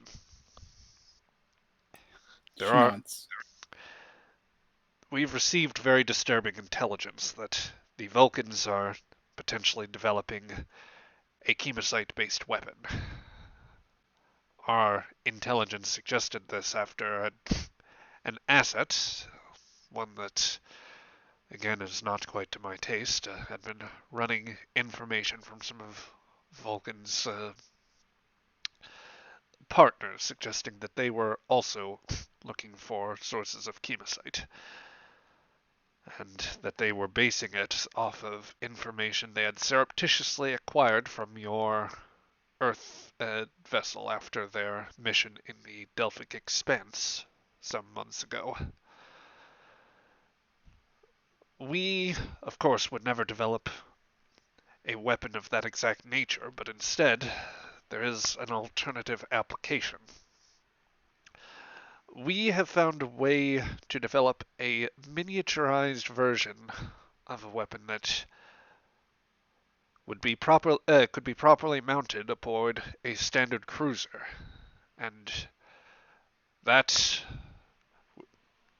frankly, while it is limited in its uses, the capabilities of such a weapon would, there's no other way to put it, it would very simply be a game changer. There'd be very little that even a ship with the proper shielding and scale of a Vulcan vessel, or indeed one of our own, would be able to do to respond to it. We've had a disturbing sense that if the Vulcans were to attempt to build a weapon of that scale, the only logical countermeasure would be to have vessels armed with this that could quickly dispatch of a probe or any escort group capable of shielding it. Thus, we have developed a considerable stockpile of these weapon mounts that are presently being manufactured, and after your discovery, unfortunately, we'll have to relocate before we can complete the process. She just shakes her head. This is exactly whoever is out there to cause this sort of disharmony. I can understand, due to the bad blood between you and the other powers, that certainly the idea of creating a coalition, perhaps giving pressure to the Vulcans and not making such a weapon, if it does exist, and I have some doubts. A coalition? You and I... With what? You'll beg my... you'll excuse my confusion there. Earth isn't exactly able to pull its weight, even if we do at one point become allies. Not in a means that could sufficiently the counterbalance the Vulcans. Who would you have us work with instead? The tellarites? Scarcely trustworthy on their own, and who I've learned only somewhat recently were apparently cultivating this substance themselves for whatever reason. The Rigelians likely under the exact same intelligence you have, and having the exact affirmative thought, if different in some other's flavor of sorts. This is the problem with the sort of defensive postures, Captain, and something I am sure who I am more than given the education given by the Imperial Guard, I am sure you have seen in your own history how often what those sort of defensive postures lead up to. While certainly we do not have the military might, or perhaps even at the moment a tactical might, we have good relations, even at least improved relations with all the contesting races that you can mention, and certainly could be there as mediators. You must be joking. As I understand it, Earth relations with Vulcans have plummeted to a low since they have intervened and guaranteed Alpha Centauri's independence. The Tellarites were the ones that caused that mess in the first place, so between that and their current high force concentration, I don't see it as terribly likely that you have much in the way of... It's not impossible. As much as I am sure... Do you have family, Captain? Of course I do. I am sure you have a few siblings or extended family that you don't often talk to. Maybe perhaps had an argument. Do you hate them? Do you spite them and never wish to talk to them again? Or do you understand that it's simply at a lull and that given some time, you can reapproach things? Yes, and in that time, by the time that Earth is prepared to have those good relations once more and negotiate with them, if we don't take equivalent steps, then the Vulcans by then would have their weapon, and we would be in no position to defend ourselves. You'd be negotiating a surrender on our part. Then create a mutual defense pact. You want us to trust the Vulcans to come to our aid, or for us to come to theirs? They are by far the most duplicitous of the bunch here. Captain, you trust us. We have made every avenue, even at our lowest points, to be amenable, and if anything, tried our best to approach things in a lot more diplomatic fashion. This incident in particular was more of the fear and more of my falling into the same trap that the rest of the Alpha Quadrant has turned into. This idea that nobody will listen. His entire close in a bit more. And at some point, she says, and something that I even found myself surprised, and happily surprised, she looks over to her lieutenant. I was reminded that at some point, they need to shake that off and realize that talking, and certainly having a bit more reason when everyone is drawing blades or guns, can deter violence and not make things worse.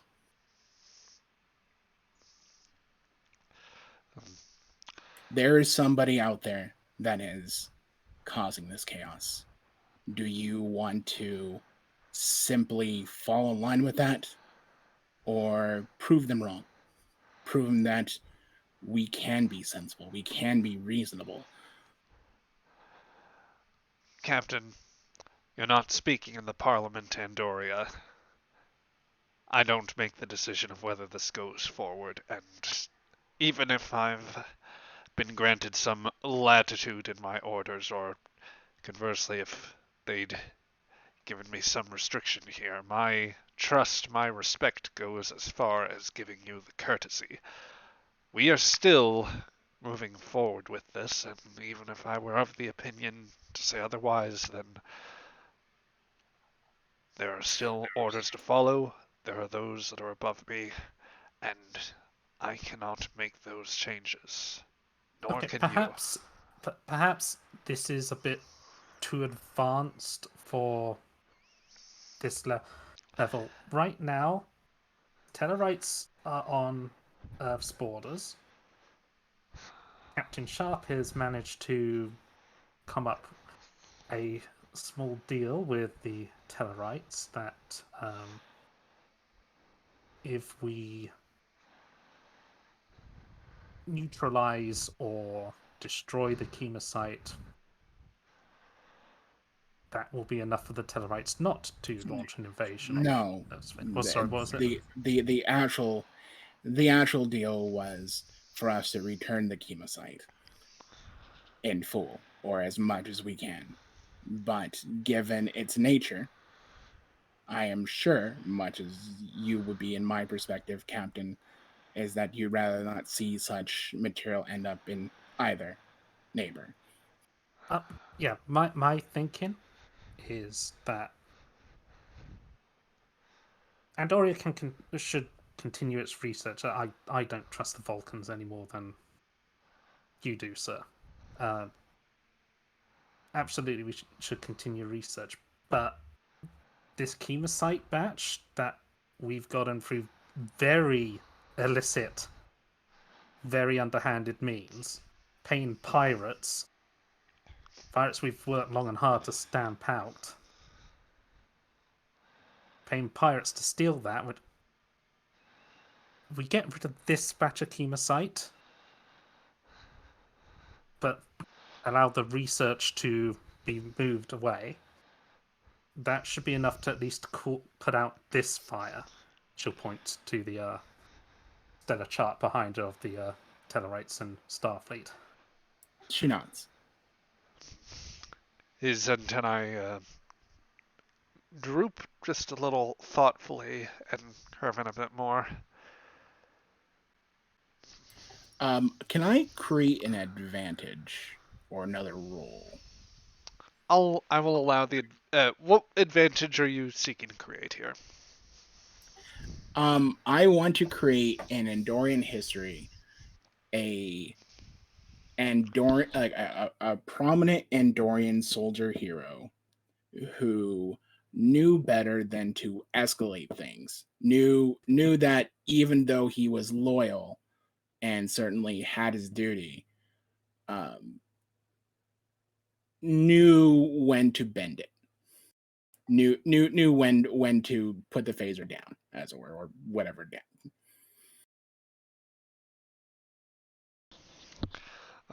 If you can roll up an Andorian name for that, then I will allow you to spend the 2 momentum to make that slight narrative change.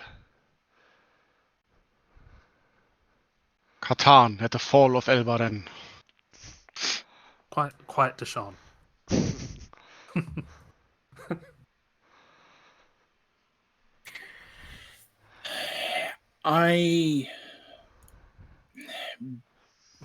I've only just recently. I'm gonna spend that moment. Or better yet, if Shira wants to jump in with this type of story. Yeah. So the Imperial Guard have got a long and proud history, going back to the very before the Empire was created, before Andori was united. The very first commander and Empress Felevia, he knew when to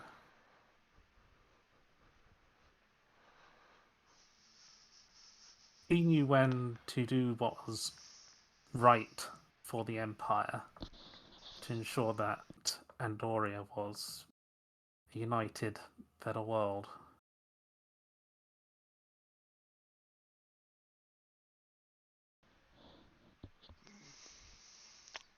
I remember that saying.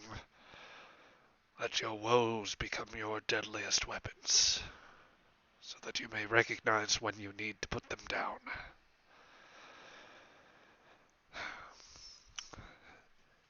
Give us the day, and we will have that freighter back on course with There. appropriate procedures and whatever proportion of the chemosite that would still appear to properly manifest as their own. Yes, I'm afraid there might not be a day, and this is unfortunate. She's gonna change the picture to the sensor log, showing where their ship is, where that Andorian cruiser, which is probably now heading towards us, is, and where that Vulcan ship is. Your communication to form a fleet was loose. We picked it up and decoded it. And She if we decoded picked it. up and decoded it, She decoded it. We no idea on the security protocols. If you yeah, did it, if then the Vulcans did. the Vulcans did, yes, sir. And while two of our cruisers here might be enough to ward off that ship, I don't. Vulcans can be tenacious in their own right. Scuttle the freighter and its materials. Remove the chemosite. You can find other sources. And I have a feeling that some rumors aren't exactly true. I'm hoping. That freighter might be a necessary source of space lift. If we can provide you evidence to suggest that perhaps it had been scuttled, or perhaps hull materials extracted off of it, residual signatures that might indicate close proximity to a chemosite explosion, would that be enough for you?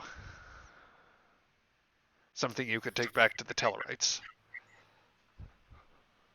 Something I take back to Tellarites, nods. But I need your assurance, Captain, that this source is gone. We'll use what chemosite remains on the freighter in order to help us enable this ruse here. Nothing more of what remained on that ship will be used for this end, and anything that we cannot convert to our purposes or store will otherwise also be destroyed. But Captain, I should I close your eyes? I think that's good enough. Captain Sharp, I can't guarantee anything beyond that. As it is, I'm going to have to be making quite a case to my superior officer. The idea that we have to trust the good nature and respect of an Earthship to keep this quiet, whilst also avoiding creating a larger diplomatic incident. As it is, that is what I believe I can convince the representative of my government to allow. I can't give you more than that, and I don't have time to make a further appeal, even if that were something that I thought to do. Now, we can do that in short order. We can do so before before my other ship arrives, and certainly before the Vulcans make it here. But we can't do anything better than that. So, if you are looking for more, if you are looking for peace, take it up with your government. Take it up with the diplomats. Seek the approval you need, and go to Andoria yourself. Give an impassioned speech before the Parliament Andoria, or into the halls of the Imperial Guard itself, and convince command yourself, because I do not have time to do that now. She nods. Perhaps Commanders Patel and Romlov can help make sure the evidence is going to be good enough for the Tellarites. She nods. Thank you, Captain.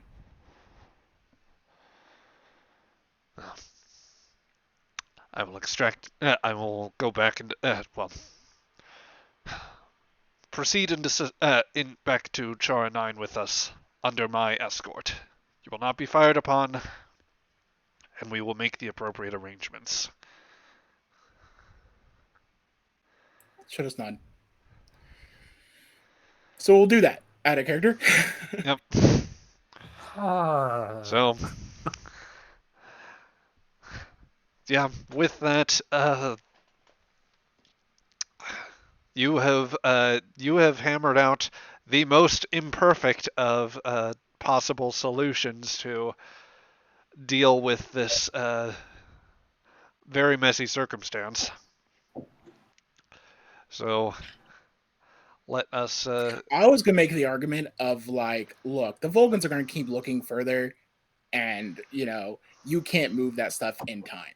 So, like, just scuttle it, scuttle the project, move on, wait to build more. It's a perfect reason. It's a perfect reason to be like, yep, nope, can't do this. We got to go, sir. Well, they have a freighter and some space left, so that is both their own capability and yeah, I guess. Oh. Unfortunately, Yeah. everything is probably deliberately low level at this here, so very very difficult. He doesn't have the authority to authorize. I know, but like any superior officer, you can bullshit. That's me, Panda's belief. Is like you can basically be all like, "Yep, nope, big threat outside. Gotta leave. Let's go. Don't have time." Yep. So, Yeah. I would say about 2 hours in, the Aegis says. The Aegis is back in orbit of Charon 9 with the Ulcano. Andorian shuttles are hurriedly moving from from a site on the surface to the freighter. Personnel and equipment are preparing to move, such that Patel is keeping track. There are signs of quite considerable concentrations of chemosite signatures. The amount honestly suggests the Andorians may have had other sources even before this. So holy shit. Okay. Yep, the freighter is as far as the freighter goes, it is now accommodating a considerable number of Andorians as well, save for a couple compartments where they have extracted exterior hull plating, as well as a chemosite container, which is presently being shuttled out into a location where, with some controlled explosives, they are now detonating that so as to give you the necessary fragments.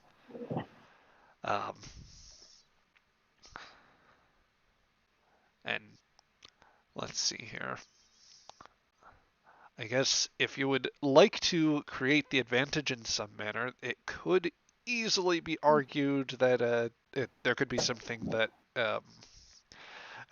we're near the end of the session, so if you want to just say we've rolled a task basically to if you want to roll a task basically to say, where we can contribute to the illusion in some way, then I'd allow for that. Otherwise, I was going to use insight and engineering to make it as believable as possible.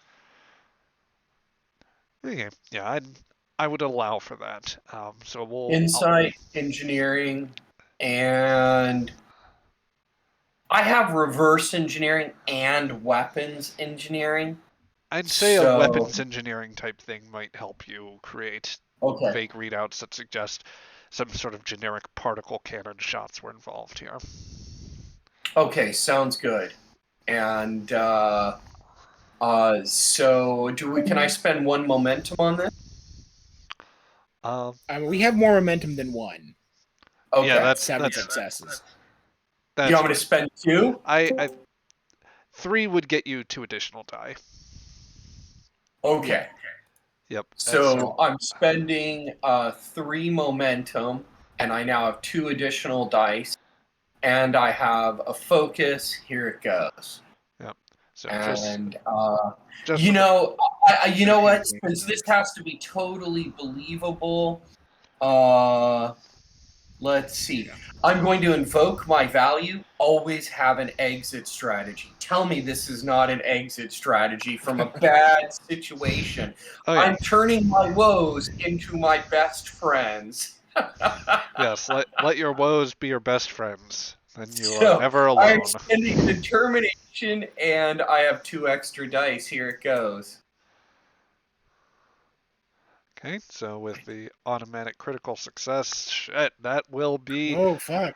That's why Scotty read everything Romanov ever wrote that's in Starfleet Academy after she retires. Yep, that'd be 7 successes right there. So another. Jeez, yeah. With the auto crit, that does give you 7. So, yeah, that is going to.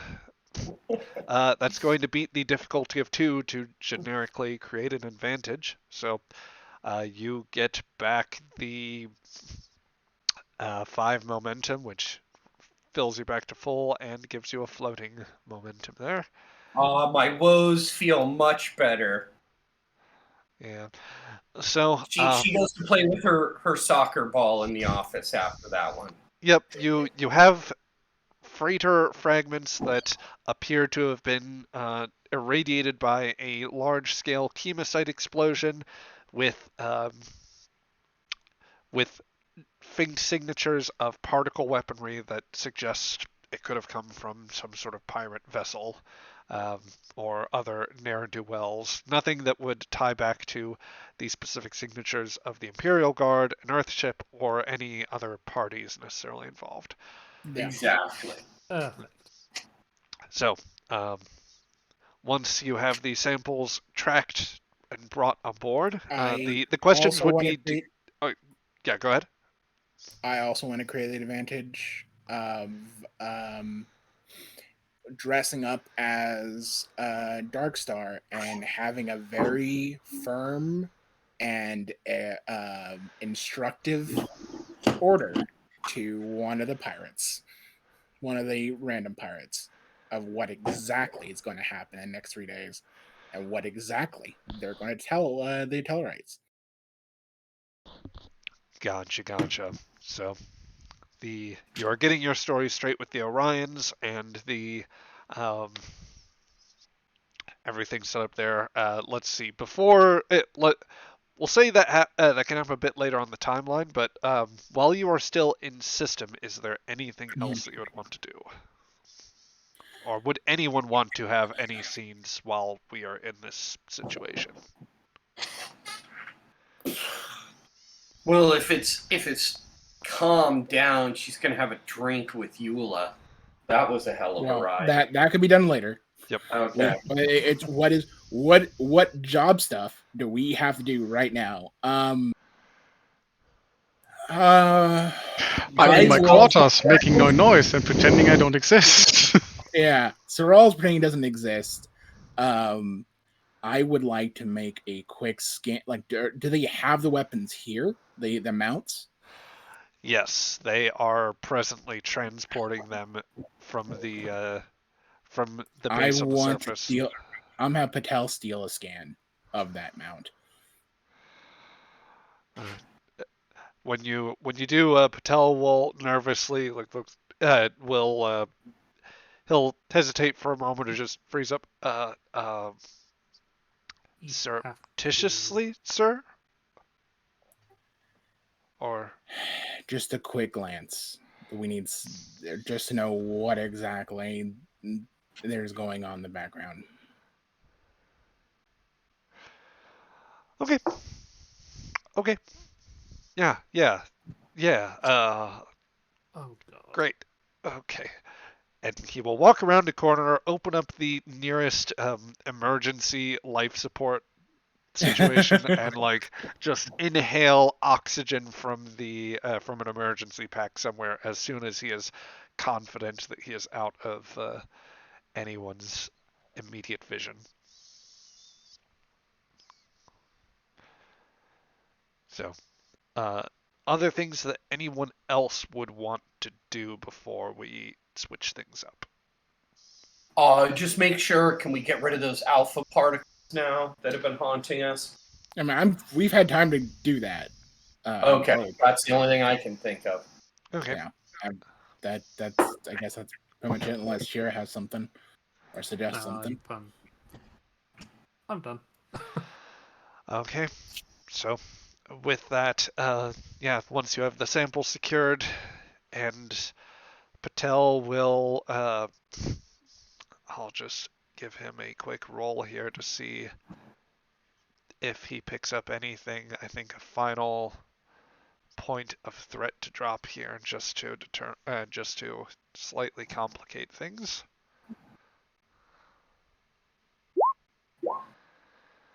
Two successes with no complication. And see how the ship does. Shit. Well, Awesome. good shit. Well done. He Aegis has will, been rolling really well today.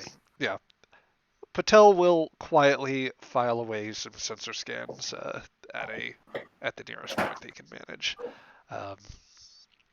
But yeah, after as soon as that occurs, you are given the all clear to get underway, and the personal advice from Captain Rast that you should do so very quickly.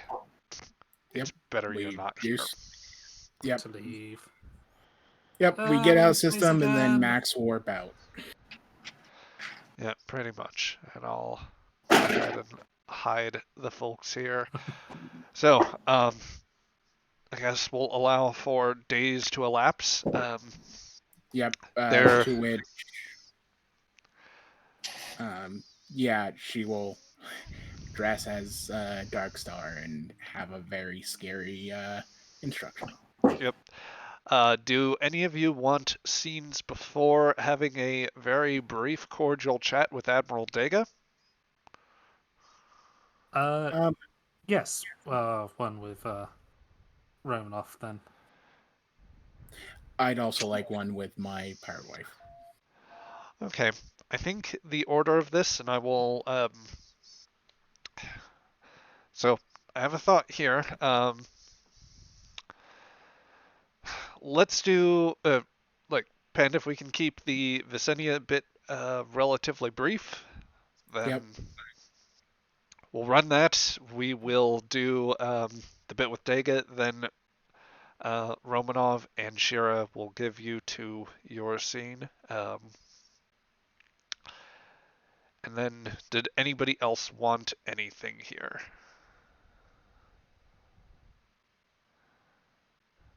Sral does something weird. That's just in the script.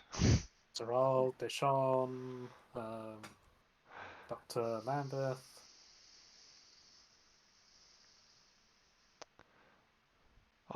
I'll let you Guess not. guys think on that here. So as the Aegis is getting away from the Chara system and is making the days-long trip to rendezvous with Admiral Dega and his contingent of the fleet, we cut into a brief sequence in a set of Mako-guarded quarters where Visenia is currently based. The door chimes. There's like, don't bother. She'll just come in anyways. Of course. Surprise, surprise. Oh, what's next? Eddie? Oh, I mean, Sharp. Have you got my next jail cell arranged? Or are we getting set? Have you had a change of heart, perhaps? Are you actually a double agent? Do I get to find out who you're really working for now? Are you done? Wait. Your system. Let me think. Mm-hmm. Go ahead. Yeah, no, I'm good. Good. How long have you been holding that? At least since after our argument yesterday. Hmm. Anyway, to borrow the Classic Klingon greeting. Nukne. I actually know, out of character, I actually know Klingon. What'd she say? What do you want? I'm not turning you in to the Tellarites. And you're not going to a jail cell in New Zealand. Not to my knowledge, anyways. Oh, good. That New Zealand planet sounds quite awful. Boring, if anything. So then what's to become of little old me? You don't realize how badly you've slipped up, have you? I get the And feeling you're about to tell me. yeah. The fact of the matter is there's something going on out there. And you've let it drop here and there, probably not very much, but certainly the sort of chatter that one that wants to keep secrets probably keeps an ear on. If I let you go, she gives like a shrug. I don't think you go very far, maybe. And if anything, I'm hoping with time that you help out. And if only because that way allows you to go out there again and fly as much as you want.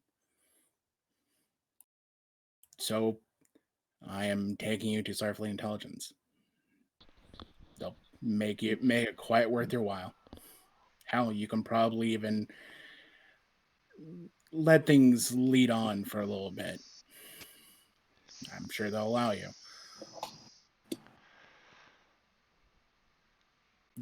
But I'm hoping you really will help when the time comes.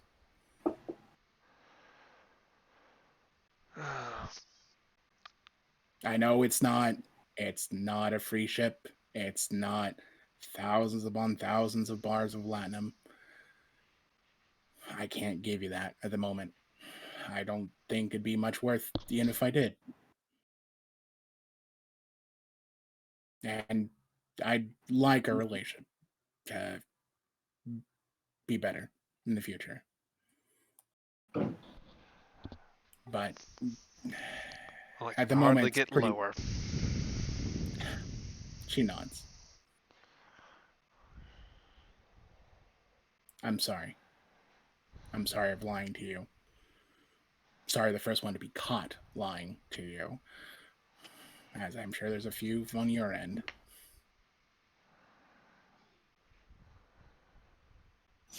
But, yeah. Just I'll let you know. I still care. And I don't want to see you hurt. Oh, a little late for that. Yeah.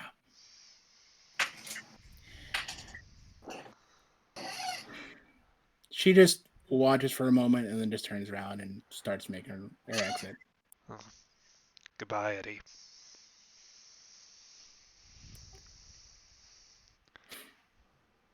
Until next time.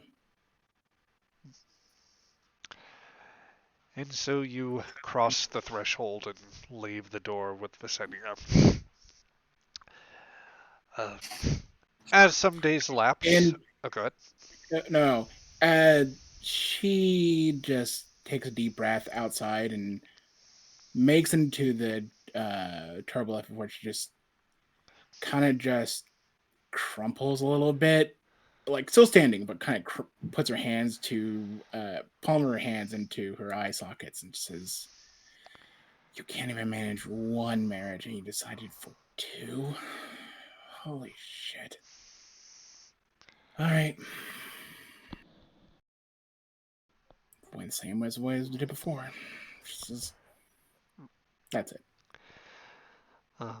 After some time elapses, the Aegis, meanwhile, does indeed effect its rendezvous with the Tellarite fleet. The you find yourselves once again in the sights of half a dozen Prelim class cruisers, Sharp, and they are were eager to await your arrival. But you find yourself in those days later on an open channel with Admiral Dega. So let's.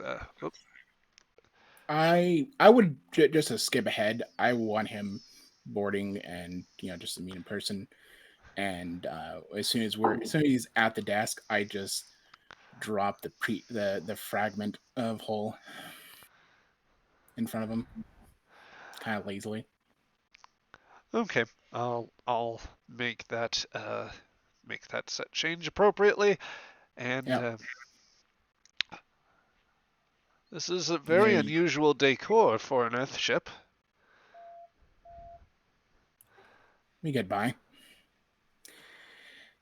That's what's left of your cargo vessel. I have the pirate that stole said vessel. Unfortunately, when it comes to the Kima site, she just gives a shrug. As it Uh, happens with pirates, I especially don't. when they get very resistant.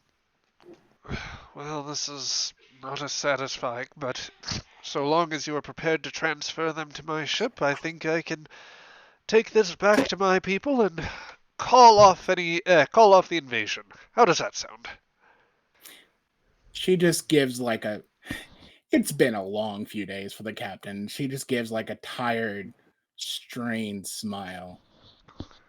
Oh, come now. I expected you Earthers had more of a sense of humor. Well, seeing as how there's a number of ruffians and on our backyard, all I have to say is, please get off it. Go home. Oh, very well. Um,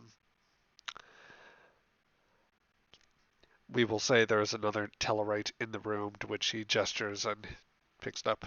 Yes. Well, yes, transfer any other cargo, and the other prisoners, and I will leave you be. I hope the next time we get a chance to speak, Captain, we're not dealing with battle groups. Maybe something a little more pleasant.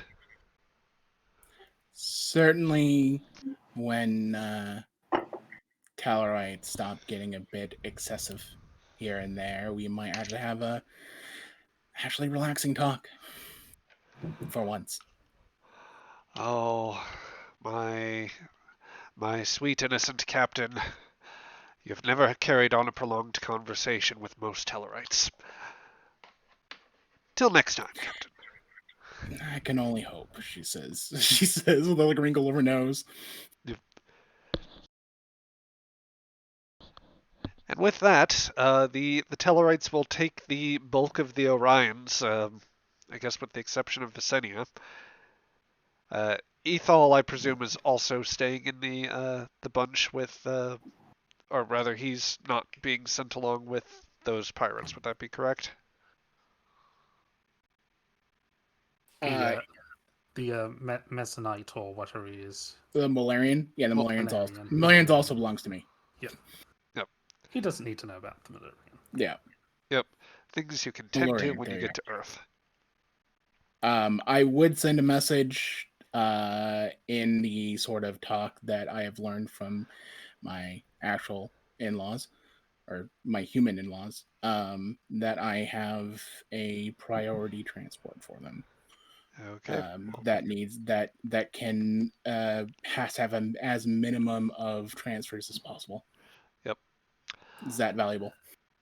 Well, they will make arrangements for that, but for the time being, while that signal gets there, the first thing you will notice sharp and that the entire crew will become aware of is that over the coming days, the Tellarite ships, the fleet formations, do indeed reverse course. As near as you can tell, Dega was able to convince command that that you have acted in good faith on this matter. So the crisis is beginning to de-escalate.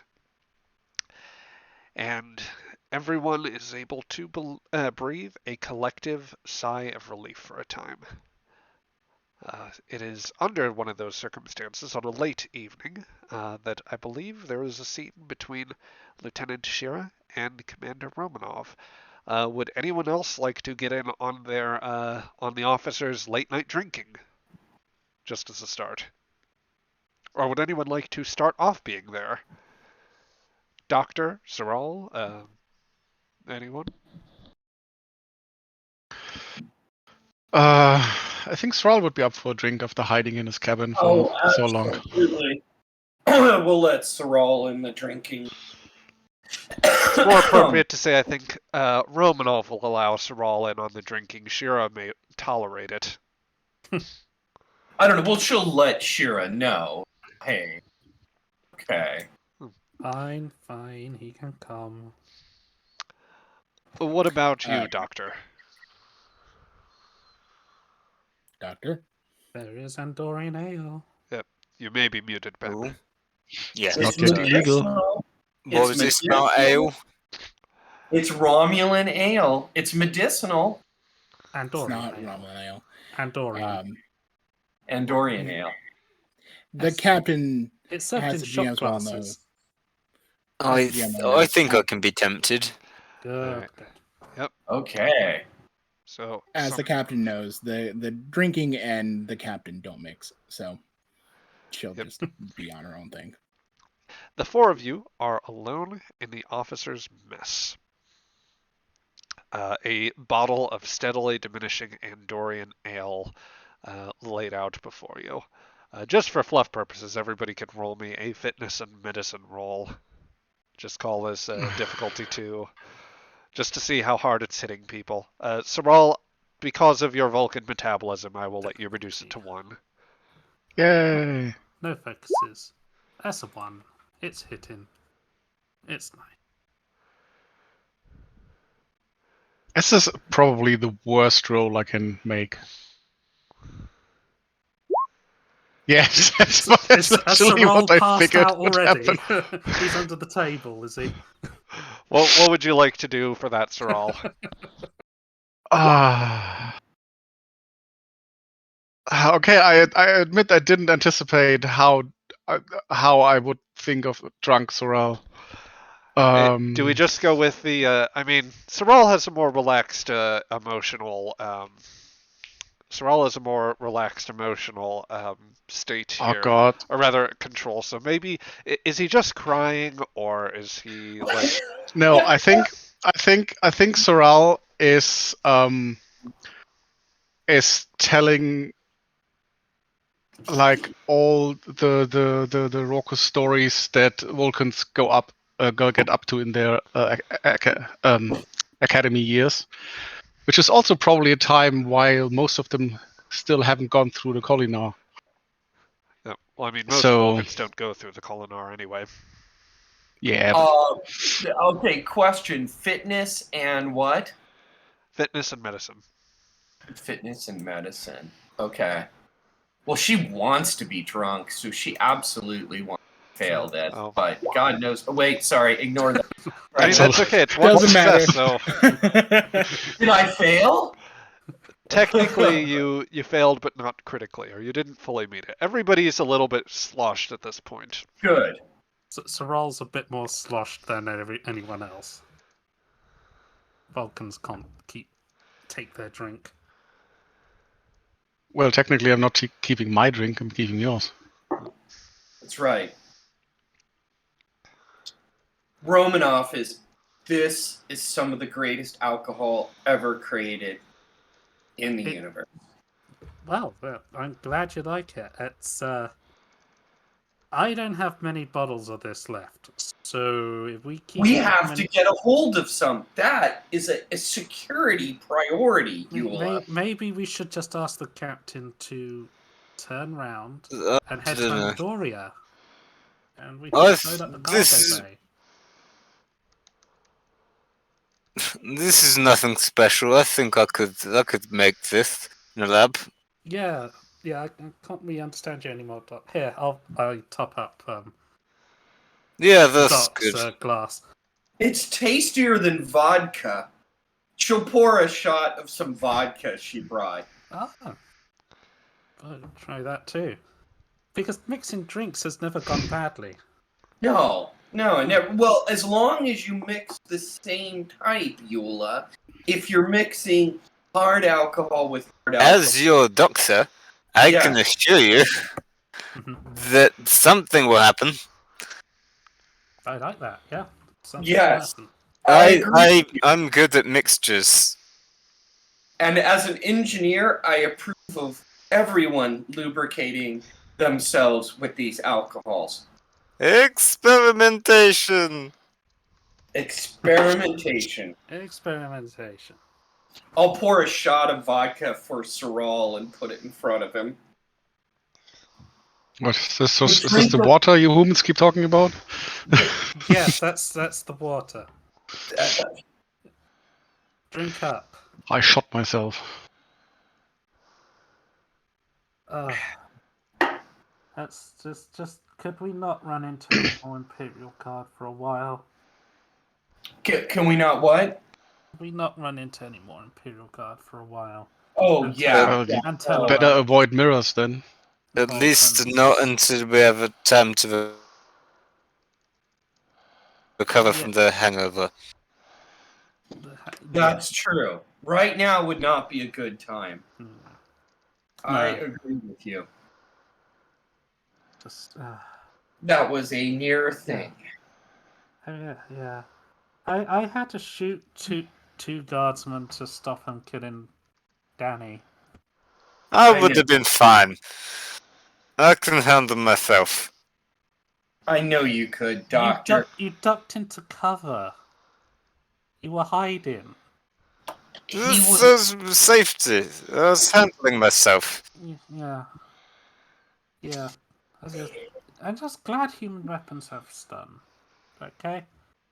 Because I don't like shooting guardsmen. Pirates are fun. Yeah. Vulcan's great. But, you know.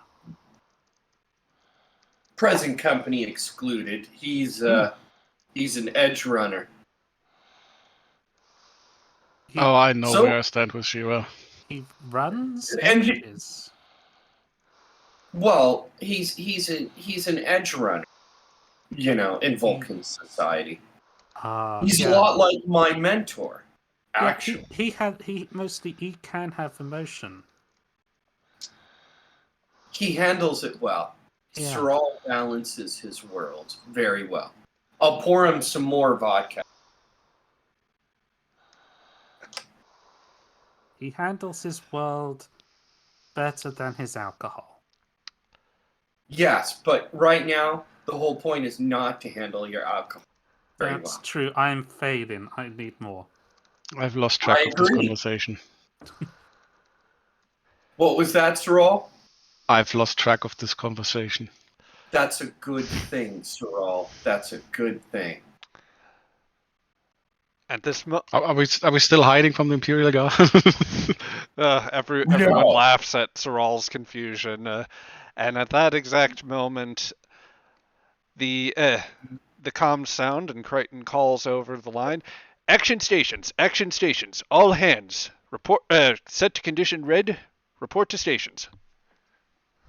Oh shit. Alaska? Yeah? I think we're in trouble.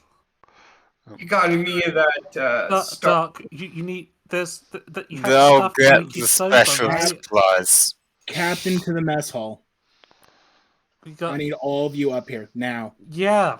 There's no one here. Don't answer. We're on our way. Briefly. I think we're gonna have to support each other to get to sickbay. Yes. We get to sickbay so we can detox. In a less than optimal amount of time, the doctor realizes that he does in fact have some anti-intoxicants on hand that he has to slightly dilute the dose, partly because of mild drunken clumsiness here. but also part of it from the fact that he was only intending to do so for himself if it came to it. Yeah. So the four of you are able to report to or the four of you are able to make it up to the bridge. And I'd say at this point, Saral, maybe you have the worst of it right now just because of that complication, a bit of a headache, and a bit of a mess. But the rest of you, you're... The detox doesn't work on Vulcans. Yeah, Saral is coming in just a little bit more sloshed than usual, maybe kind of behind Romanov trying to support himself. The moment that you get to the bridge, like, it seems things are not on fire or exploding, but there is a definite air of tension as the tactical officer is, or the relief tactical officer is like busy priming all the systems. Patel is like nervously glancing across all sensors, and Crichton is like, I verified it twice, Captain. I'm afraid so. And uh, yeah, the Colonel, describe how you are presently arranged at this point, as we'll say Crichton hands you another pad with full receipt message. Sharp looks sharp, attentive, sitting at her chair. There's a very, very serious and cold sort of expression on her face. Definitely of a veteran captain listening to some very important, very priority, very grim news. Speaking of Sharp, as you read over this, control and command, I believe the difficulty on this roll is going to be a 3 for this. Cool. I'm going to use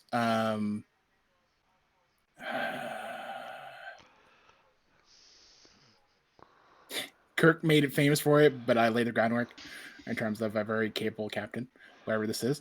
Command and control, you said? Yes. Or Or rather, I think this might be fitness and command, given the exact situation that we're in. all right. Strategy. I got really got nothing, so I'm just gonna put that no. Oh, god damn it! All right, and I'm spending a momentum. Right.